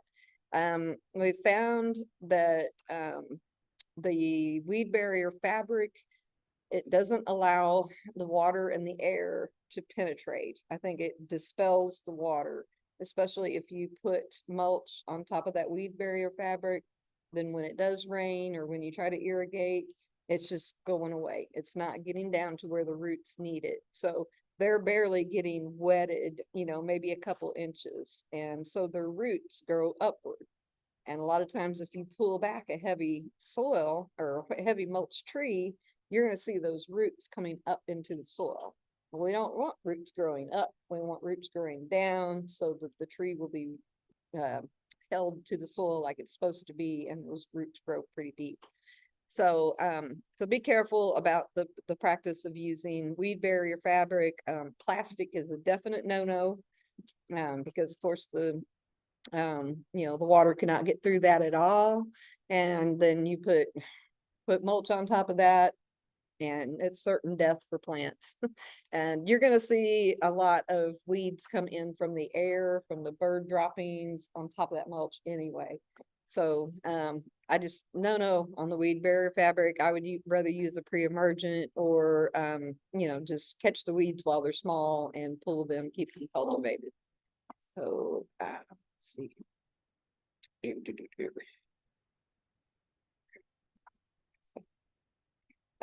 Take home message, plants will not survive without water. Plants need, the general recommendation is 1 to 1.5, 2 inches of rain per week. Well, our rain is so sporadic in this area, you probably need to set out, some, not water meters, water catchers. And, so that water gauges, so that you can gauge how much rain you've got at your area. Cause you know, like I said, one day it was pouring down rain here and I was doing a happy rain dance and I got just around the corner going home and it was dry as could be. We didn't have a drop in Palmyra. So, so you've got to look at where your area is and not just listen to the forecast that says we got 1.5 inches of rain. Cause you may not have got 1.5 inches of rain on your site. So, and the rain, the water management and the soil is going to depend on the site, the type of soil, whether it's well drained or not, the type of plant, does it like a lot of water, does it not like a lot of water. And we went over this thoroughly. Water, don't sprinkle baptism. And the ideal time to water is early in the morning. And so if you've got an irrigation system, you can set that to go off, you know, about 4 o'clock in the morning and, you know, maybe run for 30 minutes. It'll go off, come back on for about another 30 minutes. And then by the time you're up and ready to go to work or whatever, you need to cut it off for the rest of the day. We don't. If I go out there and walk myself, not too, I mean, when does it get too late? I'd say once it starts heating up, you know, around 11, 12 o'clock. Okay. Yeah, especially in the summer months. We're not talking 7, Right. You're 7, 8 o'clock, you're still good. Yeah. even on a hot day. Even on a hot day. Yeah, just try not to, I mean, try to water at the ground level. Try to reduce putting water over the top of the plants. So, yeah. But morning, or if you do it in the evening, do it early evening, let that foliage dry off before it goes into night, because then we have humidity on top of the moisture, increased disease problems. Fertilizers, again, soil test, you know, it's very much worth your money to get a soil test, because you get a plan with it that tells you when to fertilize, what to fertilize with. And we don't want over fertilization because it just, you know, nitrogen leaches readily and it's going to go into the groundwater. It's going to go into our ponds and our streams, and that can cause algae growth, you know, pond weeds and things like that. It's a pollution. So if the plant doesn't need it, it's gonna run off somewhere. So some of the bloom starter formulas are okay when you first plant. Usually a plant doesn't need a lot of nitrogen, or you don't want to put a lot of nitrogen in the hole where you're planting, because that nitrogen is hot and it will burn those little feeder roots. So you're watering and they're trying to grow, and then they hit that nitrogen and it's like, ouch, you know, they jump back and they won't grow. It burns the ends off of them. So low nitrogen, higher in phosphorus, higher in potassium, especially on your flowering plants. All plants do need a little bit of nitrogen, but look at your soil test, look at your pH and what you're planting. The water soluble and slow release. I like using a slow release because you only have to replace it like every 60, 90 days. It should tell you on the package, you know, if it's pelleted. It takes a while for it to break down, and so it gives you some time. But if your plants are kind of looking pitiful in between, you can use a water soluble and just give them a good foliar feed. Make sure that they dry, you know, they dry. I mean, my tomatoes especially, I will just literally give them a shower. They get a little bath. You know, sometimes with the, well, I get like a toilet brush scrubber, a clean one, you know, brand new one, gets its own new one, and just kind of scrape if I see, you know, I literally give them a shower and wash the leaves off, you know, they get a bath. So, and that keeps my insects down, and I don't, I know I'm crazy. But I landscape, I take care of my garden like nobody I've ever met. Huh? Take a field trip to your house. No, you don't want to see my house. I'm like the hairdresser who doesn't have time to do her hair. So my, you know, my landscape looks horrible right now. I'm embarrassed. We could have baled hay yesterday. The grass was so, but the water soluble fertilizers can work in between, like I said, if your plants start kind of getting yellow or light green in color, and you've had a lot of rain, maybe that pelleted or the granular fertilizer is giving out. So you can give a foliar feed and that'll give them a boost, and then you can add more fertilizer if needed.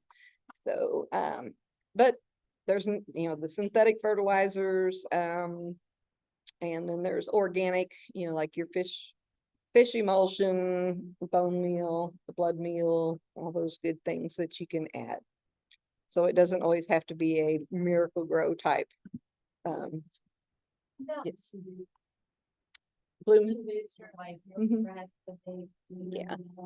Yeah, that usually has a lot of phosphorus in it, and so it does help to encourage root growth and then flower and fruit formation. So, yeah. Okay, a little bit on pest management. We're always going to talk about sustainable landscape management practices and everything that we do. So choose those species and cultivars that are resistant to diseases, those that are meant to grow in our area of Tennessee, and make sure that you're planting them in the environment that they like to grow, where they're not going to be happy and they're not going to thrive. So proper moisture, fertility management. I have so many people that they look at water or an irrigation system as the least most important thing, which with me, I think it's the most important thing, especially on a commercial basis. You need water. If you're putting in an orchard, you need water, at least for that first 3 years to get those little trees established. New trees in the landscape, plan on watering them that first 3 years. So, but you do have to do a little bit of adjustment with those irrigation systems. You don't want it to be flooding and running off, because that's just a waste of water and it's no good for the plants. So you have to make some adjustments, find somebody that knows what they're doing when they're installing your irrigation system. And there should be zones. And I like to plant, you know, plants that like a lot of water, and you put them in one area of the garden, and you know you're gonna have to water them more. If you've got a dry area that's full sun, you're going to plant flowers that can thrive in that area and don't need much water. So think about zoning when you're planting and zoning when they're putting in the irrigation itself. Okay. So some of these actions ahead of time, again, are going to prevent problems in the long run that you'll have to worry about. Mulch. I like them. I like mulch. About a 2-3 inch layer of mulch around your plants is probably about all you need. You don't want to do the volcano mulch, or like I've seen with the trees, they dig a little shallow hole and they'll stick the tree on there, and then they'll pile soil on top of it, and then they'll pile mulch on top of that, and the tree is actually sitting on top of the ground. Have you seen that in some of the? I don't know who came up with that idea. I mean, Somebody who did not want to dig a hole. right, somebody that did not want to dig a hole. You are exactly right. Yes. So those trees will end up dying after a while because they need to be down in the soil. That's where the roots are going to grow. So, and a little bit of mulch to keep the weeds away, keep the weed eaters and the mowers away from them and things like that. Of course, we can hand pull weeds, or we can spray them. Like we talked about some of the do-it-yourself things like vinegar and Epsom salts and soap mixtures are not good. They're actually worse for the microorganisms in the soil than an actual pesticide would be. So if you're using your pesticides, use them properly, read the label. Don't, you know, if it says 1 ounce, don't put 2. Okay, because they've tested these at the universities. They've researched to see how much you need to control certain weed, et cetera, et cetera. So, okay, pre-emergent herbicides are available, and in areas, like I said, I'm more of a commercial level or just large landscapes. I like to put a little bit of the pre-emergent granules on the soil, and then I'll mulch, and then I'll put a little bit on the top of the soil. And generally these products need to be watered in, because you're going to get weed seeds that come up from below. But then you're also going to get those that are dropped in by the birds or blown in by the wind. They're going to land on top of that mulch. And so you've got a double layer of protection there. And always, always, always read and follow the label directions for application on any type of pesticides. So, and like I said, don't use the glug method, or if it says 1 ounce, 2 ounces is not better. Some hard to control weeds like your nutsedge and Bermuda grass. You can slow these down, but it's hard to kill them and eradicate them completely. You may need to, okay, somebody's got their microphone on. Could you all silence your microphones, please? Thank you. Okay, so we have purple nutsedge and yellow nutsedge. It is not a grass. It looks like a grass, but if you pick it up and look at it, it will have a triangular shaped stem, and then it will have the little bulblets on the roots. Okay, the bulblets, when they drop back to the ground, they'll just grow new plants. So if you're hand digging them, it's usually next to impossible, but you try to get all those little bulblets up out of the soil, put them in a bucket and dispose of them. There is Basagran and Manage are two of them, two herbicides that you can use to control the nutsedge. And for Bermuda grass, the grass getter, post, fluazafop, grass be gone, or yeah, fluazafop is the Ornamac over the top, or that's one brand name. And you can spray it over the top of most ornamentals and it will kill the grassy weeds. Now you have to be careful, because if you've got ornamental grasses and you got your monkey grass and things like that, you don't want to spray fluazafop over the top, because it's going to kill it. It's a grassy weed. Its active ingredient is aimed for grassy weeds. So be careful of what you're spraying and where. So when it comes to these really difficult weeds, sometimes you do have to use the chemicals as a tool. Will that last in the soil, like the one next? I would have to look up and see how long the residual is. I'm not sure right offhand. Mm. Yeah.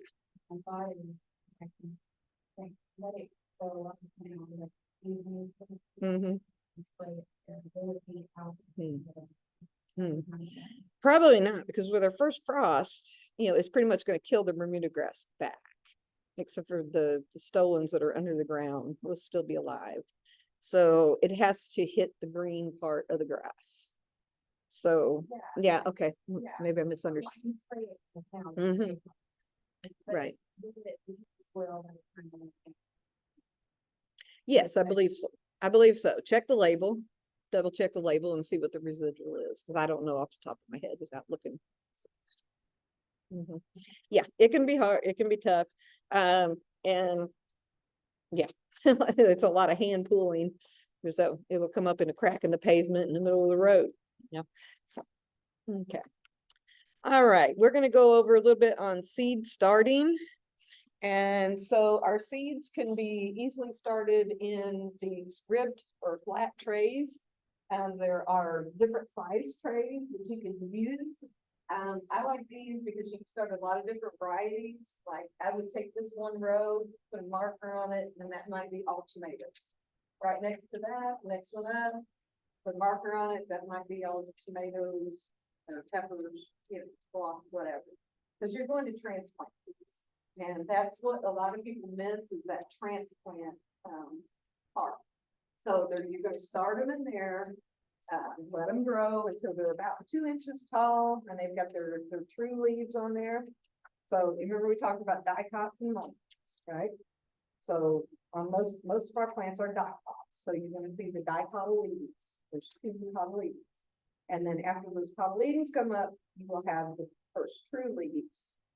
Okay, when they've got their true leaves on there, then you're gonna carefully dig them out, and I use either a pencil or like a popsicle stick, and just gently tug them out of their little spot in that container, and you're gonna move them up to a larger container.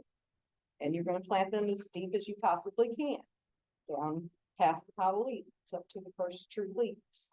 And then you're gonna put them under light. And you keep that light as close as possible, and that way you don't see the stretching. We're gonna talk about the type of light here in a minute. But fluorescent or grow lights is what you want. And you may even have to transplant them one more time, okay? Now, if you go starting your tomatoes and peppers too early, you probably will have to transplant them more than once into big containers. Because once they get going, they're gonna grow. But then it's not gonna be warm enough to put them outside, so you gotta do something. So you have to keep moving them to bigger ones. So don't get in too much of a hurry, to start your seeds. You want to set your planting date. If you want to plan on planting your tomatoes on June 1st, then you're going to look at the variety and see how long it takes for them to germinate, count back those days, and then count back at least four weeks. So probably 4 to 6 weeks before they're ready to go outside. So you can use a heat mat. Now I do like those. They're not very expensive. I think when I bought mine, $20, $30 a piece, but they're worth the investment if you're going to be growing a lot of your own seeds. So that would just help them to germinate a little bit faster. Of course, your warm season crops like it a little bit warmer at germination. Your cool season crops are going to take it a little bit cooler. And so here you see some more trays. These have 3, 6, 9 in each. And then we've got, I don't know if that's 48 pack probably. But these here have started at this point, come to here to there, and then the grow lights. Peat pots, be leery of peat pots, because these things, you miss that transplant stage. And that's what I see people make a lot of mistakes with. And you can dig those up. They start getting leggy coming out of the peat pots. Just again, take your pencil or your popsicle stick and gently dig those up and push them back down as far as you can down to the bottom. And that way they'll have a stronger stalk and they won't get all leggy and going like this and this. And then when you plant them, it's almost like taking the burlap off the tree, because this will actually wick water away from the little plant that needs it, okay? So you can kind of break that up, lay it down, make sure that it's down in the soil when you plant them outdoors in the garden or in your pot. So just remember that this stuff kind of repels water. So it does, the peat pots, yeah.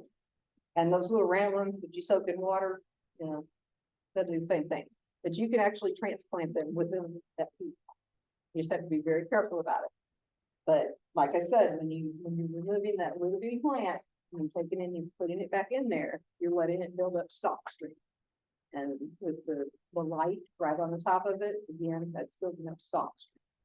And that's what you want, to have a good firm stem for when you take it to go out. And then we have 4-inch containers, and these are usually what you see, the 6-inch or 6. Well, yeah. Those. So, all right, water is necessary for germination, but you can also have too much water. If you have too much water, you're going to end up with disease. And the way that you water is important too. At this point, while those plants are really small, you're going to use a pot in a pot method, okay? Because you'll probably have your plants will be in some type of a tray. And then you'll have another tray below that to hope that it will hold water. And so you're going to water them from the bottom. You stick them up at the edge, pour your water under there, and it will fill up the water into the like.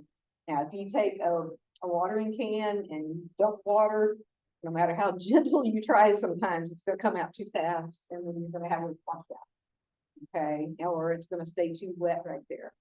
A lot of different reasons. I mean, maybe the shelf's not laid level where you've got it sitting and water can pool in here. And so you see plants starting to die back. You can get pythium, you can get rhizotonia, different root rots that may be, happening. So these here are ready to be transplanted into bigger pots at this point. So, but just remember, deep water from the bottom.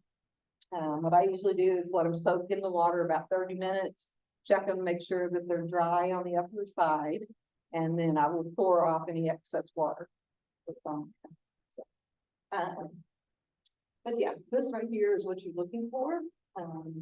Getting ready, it would probably be ready to go into a 4-inch pot if you're selling them, especially. You put them in a 4-inch pot and let them grow out a little bit more, and you charge more if those aren't too full. But you also got to watch out at the garden centers because they will stick those little ones in there, and then you dump out your pot and you find this little bitty plant in there, and you paid the price of a 4-inch pot, and you get a one that should have been in a 6-pack.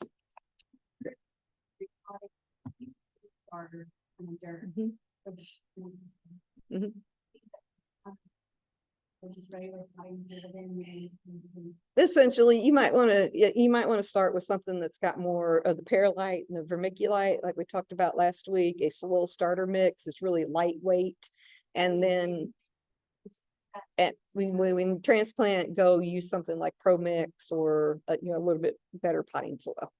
And some of them have fertilizers in it. Some of them have the water holding polymers in it. So yeah.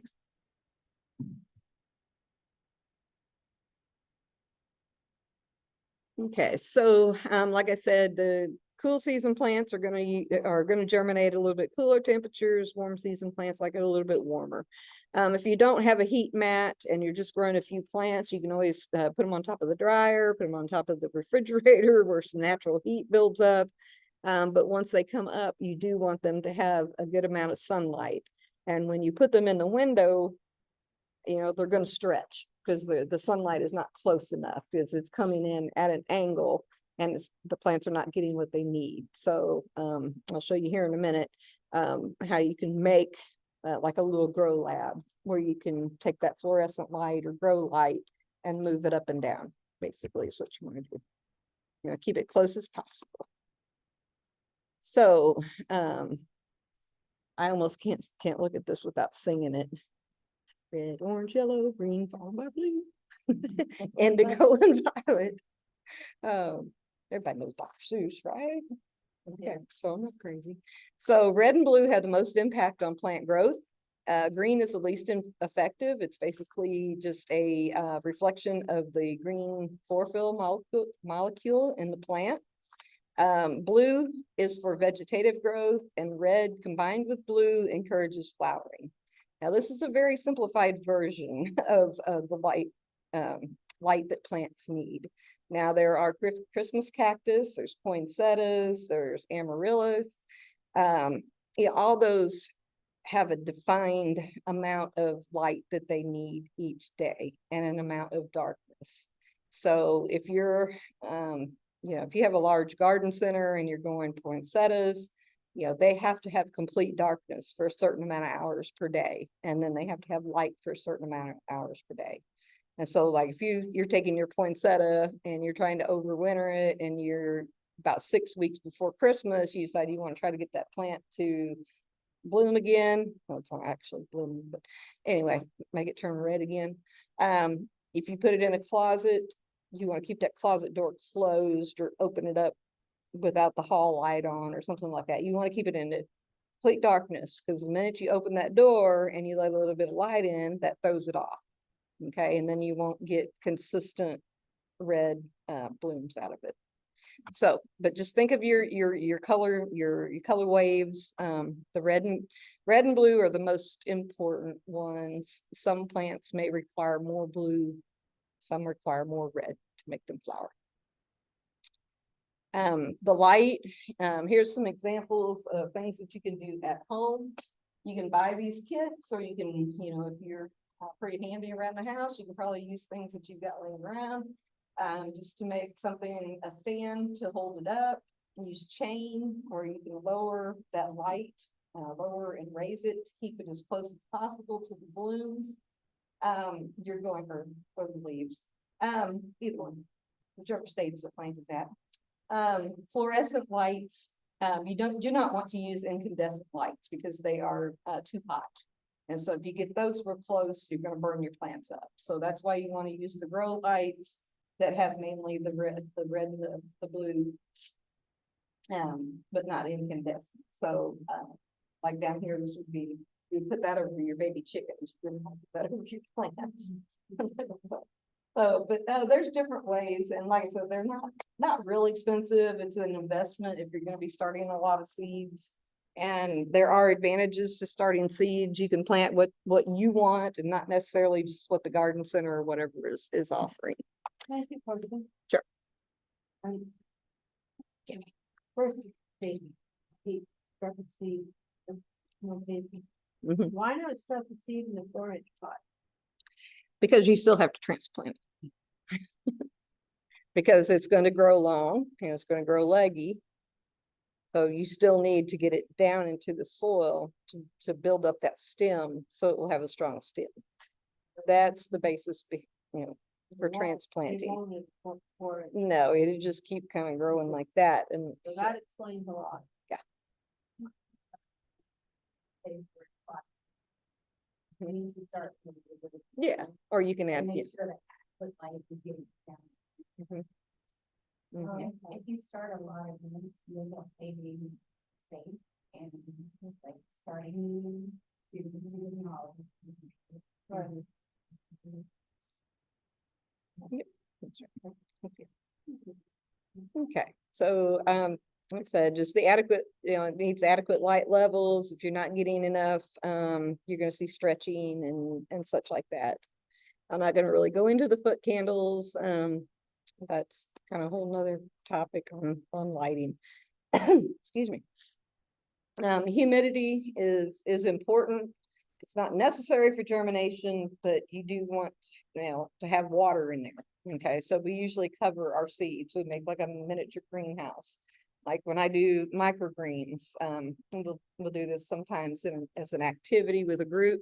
And I'll take like a Chinese food container, it's got a lid on it. That's a mini greenhouse. You fill it up with soil media, plant your little microgreen seeds on there, tap it a little bit, spritz them with water, put the top on. You've made a little greenhouse. You watch them until they germinate. You keep spritzing them with water.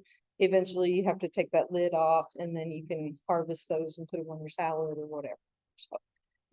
So you can create your own little greenhouse. You can buy these kits. I've used just gallon bags over the 6-inch pot, or a 4-inch pot. We can get creative on what we do. It's some of the stuff, it can be expensive. So that just depends on how much you are doing this. And of course, greenhouse lights and just making that little tent. Saving seeds. Most seeds will last for several years. The germination is going to go down every year. Your germination rate is going to go down every year. And so if you've had seeds that you've saved, the easiest way to do it is take paper towel, put 10 seeds on it, wet that, put it in the refrigerator for a couple days, and see how many seeds germinate. So if only one of them germinate, you got 10% germination. That's not very good. Okay. But if you got all of them to germinate, then you have 80 to 100% germination. It'd be pretty good. Corn is a different thing. Corn, the germ in the corn can die very quickly. And we don't recommend freezing corn because it will freeze that germ and it won't germinate. But as for other seeds, always label the containers, or the packages. If you only used half a package, maybe rewrite on there, put a little tape on them. I put them into a jar or a plastic bag, and I do put them in the freezer because your refrigerator changes temperatures all the time. So if you have them in the crisper, and you're opening that door all the time, it changes the temperature and they can actually start to germinate in the crisper. You want to keep them in dormancy. So, so I like putting them in the freezer, except for corn. I will put in a cool, dry location. And usually you can expect those germination rates to go down very quickly with corn. Bulbs and bulb-like plants, they are considered perennials. They will grow, bloom for a short period, and then they need a period of dormancy.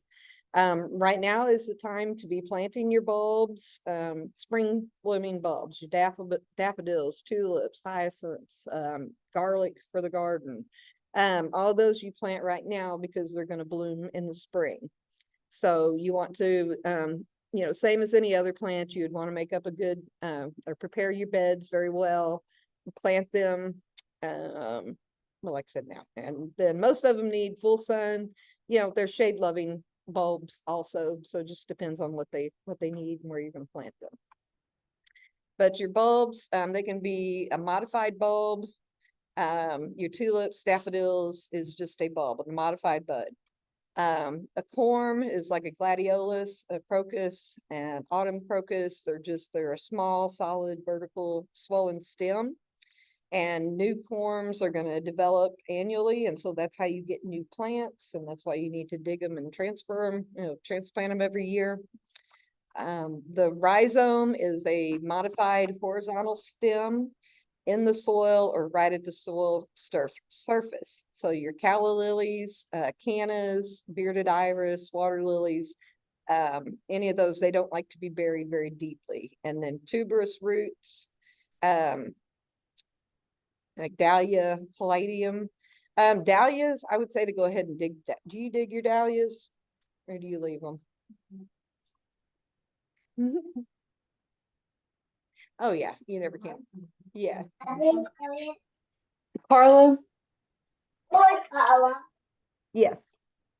you back a few slides ago, I'm sorry, for the moisture for preserving for preserving the seeds, what's that packet called that you needed to put in there with the seeds? Oh, okay. I forgot to mention that. Yeah, just a desiccant packet, you know, like if you buy a pair of leather shoes or a purse or sometimes medicines, we'll have the little, it just keeps water and moisture from forming inside the packet. That's So what I thought, but I was like, what is that name? Yeah. I was like, I know what it does. Yeah, I'm sorry. I forgot to mention the desiccant packets. Yes. Hi, I That's have what a quick question too as well. Okay. Okay.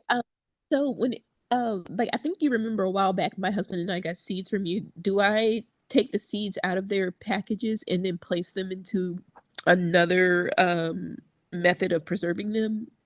No, I would leave them in the package unless you've opened them and used part of Okay. it. Yeah, Got no, I'd just leave them in the package they came in. Okay, thank you. I have a question, Carla. So Okay. I have what you call it, calla lily, and it's been coming back every year for like 4 years. But it seems like I've neglected, like you said, you got to water when it's real dry. It stopped blooming. So, but it'll come back and they'll bloom and stay pretty for a long time so they get real hot. And then I neglect it. So does it stay long? Does it keep blooming all summer? Or is it because Well, maybe they'll bloom off and on. If it gets too hot, the calla lilies, you know, they're kind of temperamental. They will require more water and they like a little shade in the afternoon. So, you know, their plant requirements are a little bit different, or the cultural requirements are a little bit different. okay, I might have it in the wrong spot then. Right. It would Okay. in an area where it stays a little bit damp, or just add a little more water to them throughout the dry months. Okay, thank you. What about peonies? Transplanting them now. Transplanting them now. Oh, peonies are so picky and do not like to be moved.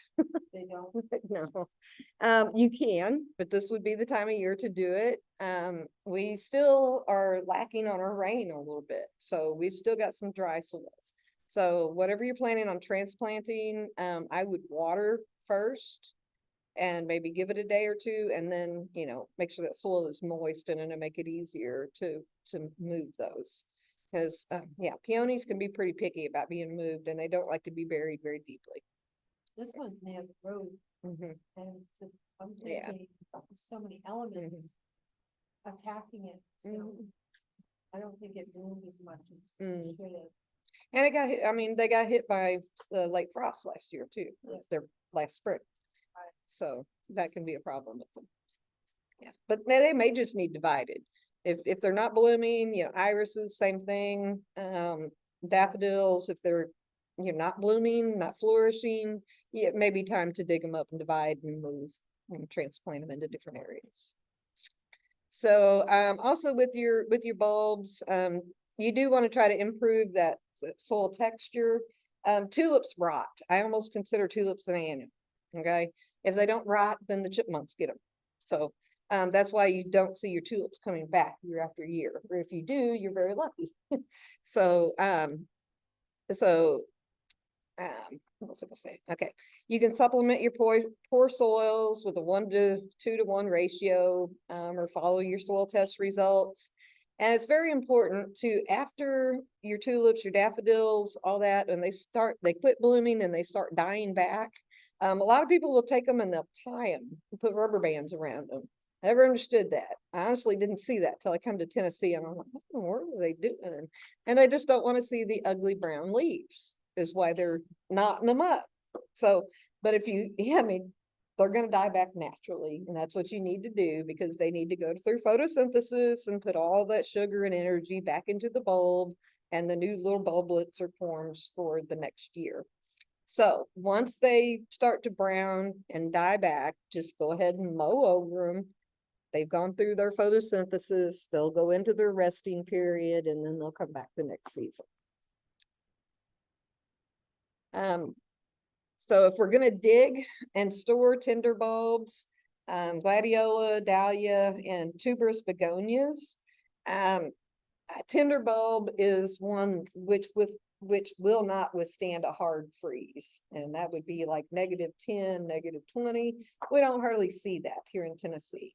Now, if we get one of those major freezes like we had a couple years ago, then yeah, it's a good possibility that it's going to kill roots and bulbs of some plants. I'd never seen it drop as much. I think it went from 50 degrees down to 13 or whatever overnight, and it was just a massive impact on the plants, because they were still actively growing, leaves were still full of water, they froze, and you know, those little capsules in there, they bust and killed a lot of plants. So so in digging, you want to dig carefully. I use a pitchfork or some other a spade or other type of digging fork to dig those structures up. You don't want to damage them. So while you're digging, you may have a tarp or some type of cloth where you're digging and you're throwing them over there. And most of the time you should be able just to shake the soil off. You don't really want to add moisture, because that increases the chance of them rotting while you store them over the winter. If you can, have a place that you're going to dig and you're going to move them, you're going to transplant them. But if you want to dig and it's those tender bulbs, just make sure you shake the soil off, get them good and dry.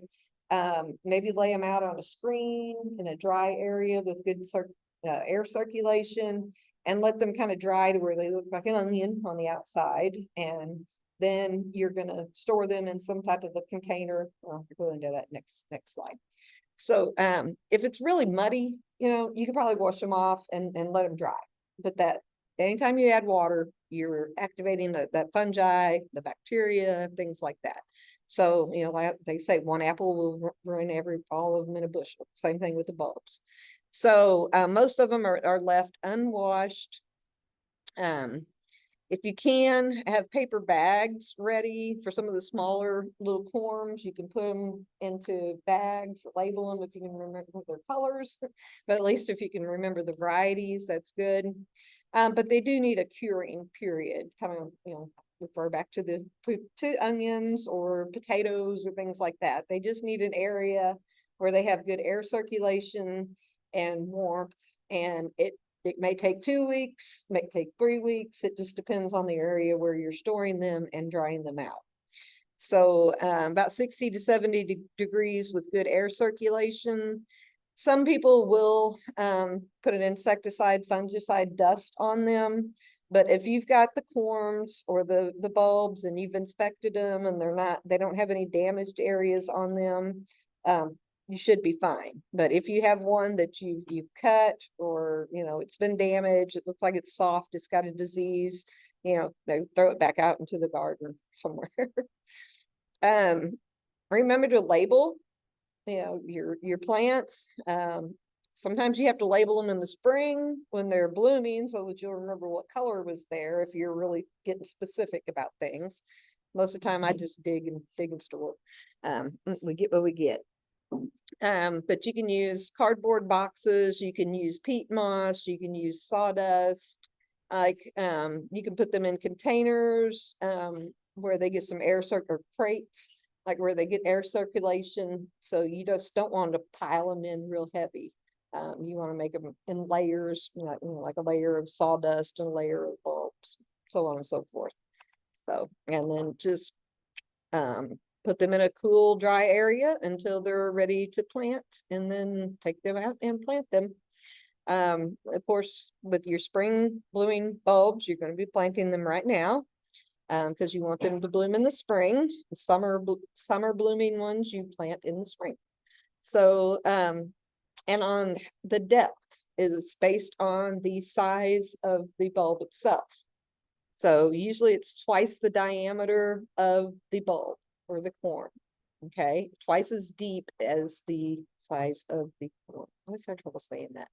So, okay, so your bearded iris is going to be like right on the surface because they don't like to be buried. They'll end up with borers, insects, diseases, they'll rot. Tuberous begonias, same things. Anemones, the little bitty ones over here. And then as you get into the bigger ones, like a daffodil, depending on what type it is, could be, you know, you might need to plant it at like an 8-inch depth. But just 2 times the diameter of the bulb itself is how deep you're going to plant them. Okay. All right. And Amy, you do cut flowers, right? So you've been planting a lot of bulbs here lately. Have you planted yet? No. Oh, okay. Wait a little bit later.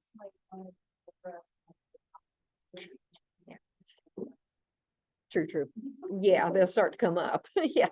Yeah. You really don't want them to break dormancy until next spring. So cut flowers, it's highly intensive to manage, aren't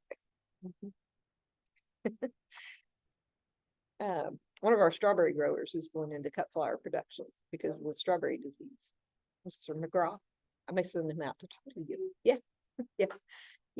We have a bad strawberry disease going around. So he chose not to take a chance of incorporating that disease into his fields. So he's planting bulbs and other plants on the plastic that were meant for the strawberry plants to grow. So interesting. So, but here's a bulb blooming chart. You have ones that are going to come out in the early spring, late spring, mid spring, and then maybe early summer. Again, that helps you plan out what's going on in your landscape throughout the year. Summer, summer and fall blooming, flowering bulbs, you plant those in the spring, usually April, May, June, after the chance of a freeze is over. And same thing here, you know, you're going to have varieties that are going to bloom early summer, midsummer, and then late summer. Problems and stressors, you know, we see all these: too much light, too little light, too much water.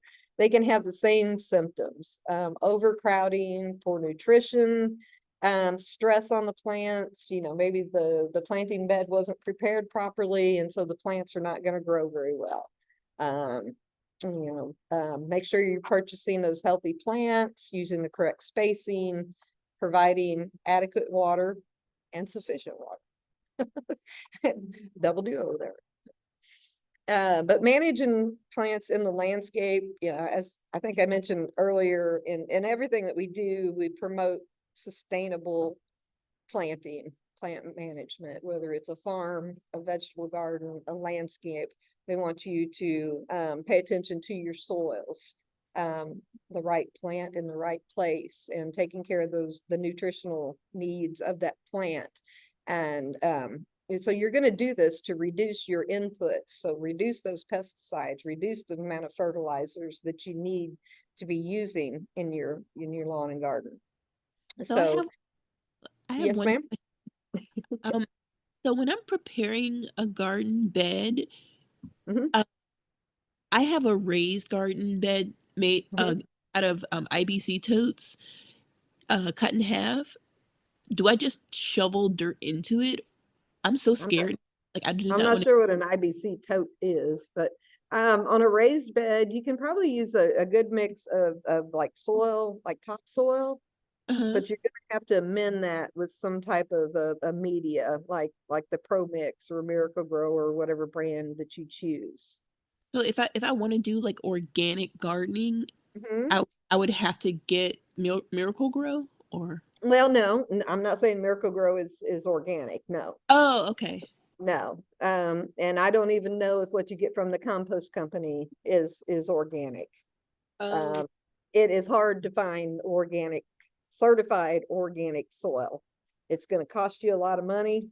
Uh-huh. And, you know, if you start with good soil and then you do not put the inputs in it for 3 years, then it's considered organic and you can become certified organic. Okay, So because there's we steps got to our it. soil. It's going to be hard to start Okay. with Well, we got our organic. soil tested and we Yeah. added like the lime and things. So Mm-hmm. I'm just wondering, like, could we use the soil straight from the yard and put it into the raised garden beds, or are Yes, you? if you've got good soil, yes, you can put that directly into your beds, but you're still gonna need some type of organic matter to amend that with. Oh, like compost? Yeah, your compost. Mhm. Okay, and then last question. When I am putting the soil into the garden beds, do I have to like filter out rocks and all that stuff, or does that not matter? I would take out the big rocks and any weeds or debris that you see in there. Yes, I would take that out. Okay, and then if there's something that you use to like to sift it, or is it just kind of like a? I usually just use a rake Okay, or something like that. Yeah. Yeah. all right. And if you're buying topsoil from a nursery, Mhm. just make sure that you're getting screened topsoil. Okay. And sometimes you can talk to the nurseries and they will mix you a garden mix where they take that topsoil and they'll mix the compost for you and they sell it by the yard. Okay, thank So you. there are a few nurseries in town that will do that. You probably just want to call ahead and talk to them and see if they do that or not. Okay, we'll do. If not, you can get the components yourself and mix it together. So, Okay. okay. All right. So, garden maintenance, there is nothing, there is no maintenance gardens, I guess you'd say, unless you want to plant your plastic flowers out there and then the weeds will grow up in between them, so you want to cut back your perennials after they're blooming. As I said earlier, a lot of them will continue to bloom after you've deadheaded and cut those flowers off. Grasses, your ornamental grasses should be cut back in the spring. You cut them back to about 3 to 4 inches and then they will start sprouting back up. But you want to leave them up so that they're plumes. And, we have some of them, the fountain grasses and such, that have the pink plumes or different colors. I love sea oats. They just look so pretty. I mean, if you don't know what they are, Google it. That's something you can get from the Austin Peay plant sale too, but they look so pretty this time of year. The seed heads start to dry out and they just kind of blow in the wind. And then you've got others that, I forget the name of this one, but I swear it looks like somebody with blonde hair. And when the wind blows, it just goes like that. I can't think of the name of it, but so many pretty grasses out there.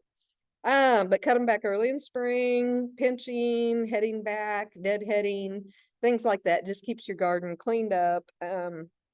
And keeps them to helps them to continue blooming throughout the year.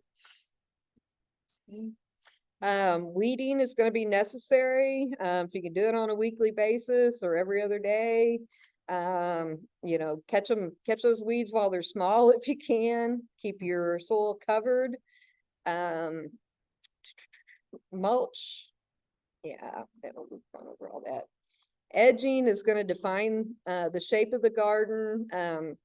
I really miss the mantis tiller that I had one time with a edging attachment, because I went around all my landscape beds and I literally dug down about 6 inches. And so I made a barrier to where I could easily take a weed eater or even my mower and go along the edge and keep that crabgrass and the Bermuda grass out of my planting beds.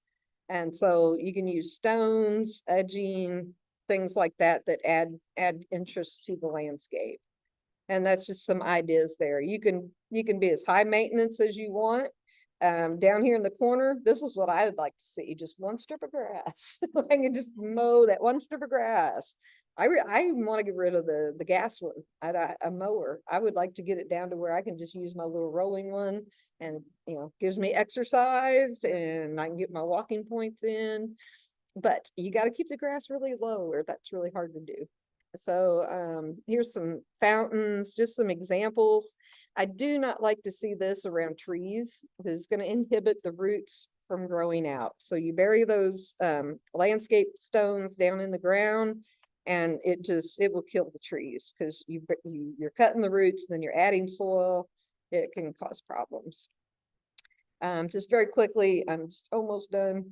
Container gardening, if you don't have a large place to garden, maybe you live in an apartment or you've got a patio or just an area where you can grow, make use of containers. You can grow flowers, you can grow some vegetables, just think growing upwards. There are grow towers, which is a hydroponic system. Some people, will get creative. Again, I'm looking at the picture. I see a whole different screen than y'all do. So, okay, like the guttering, use old guttering and make a watering system. And there's people that grow strawberries like that, or you can grow leafy greens. You're probably not going to be able to grow big vegetables, watermelons, but you could grow your greens and onions and lettuces and things like that. What do we call this? A filler, and a thriller. Is usually what we talk about when we do a container garden. And then a lot of neat containers out there. I like the really colorful ones, but you can change those out with the seasons. Even as we go into winter, if you like the little Alberta spruces, they usually don't last too long in the landscape, but they would make it through the winter months. And you could plant a little Alberta spruce and decorate it for Christmas, maybe put some fake poinsettias around it, decorate it and make it look nice. So, but I do like container gardening because you can do so much with it. And where you plant your bulbs, okay, you've got a nice spring mix right here. You're gonna plant that this fall. You plant some pansies on top of it right now. Pansies will typically grow through the winter, and then when spring comes along and it's time for those bulbs to come up, you're a couple months ahead of your neighbor, and you've got pretty flowers and they're already there, and you've taken care of it this fall for next spring. So interplant. Also, another thing that you can do with your daffodils is the reblooming daylilies. We used to be stuck with just a Stella Diora, yellow ones. Now there's all different colors. You can interplant those, and about the time that your daffodils are waning and starting to go down, the daylilies start coming up, and then you've got the daylilies there, and trim back the daffodil foliage and such. So basically we talked about that. Container gardens, you can use just about anything, as long as it's got holes in the bottom, and for water drainage, or do a pot in a pot type thing. Maybe you have a decorative container that does not have a hole in the bottom, and you put a pot in a pot, and then that helps with the watering too, because the pot in a pot, you can leave the water in there for a little bit. But like I said, a lot of different ideas, things that you can do with container gardens. So, you're going to use a good soil media. Like I said, the Pro Mix. Don't skimp on your media. And media is just a soilless mix that you're using in your containers, and you're using it for amendments with your real soil. Peat is usually a main component of that. And so like when I get my Pro Mix bag, it comes in a bale. It's like 3 cubic yards, I think.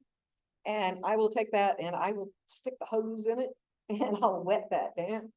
And I'll kind of close up the top, and that way it gets wetted. And then when I've used that top layer, I'll hose back in again, let it get wetted. And that way, when I'm ready to get out there and play in the dirt, my soil is ready to go. It's damp, it's easy to work with.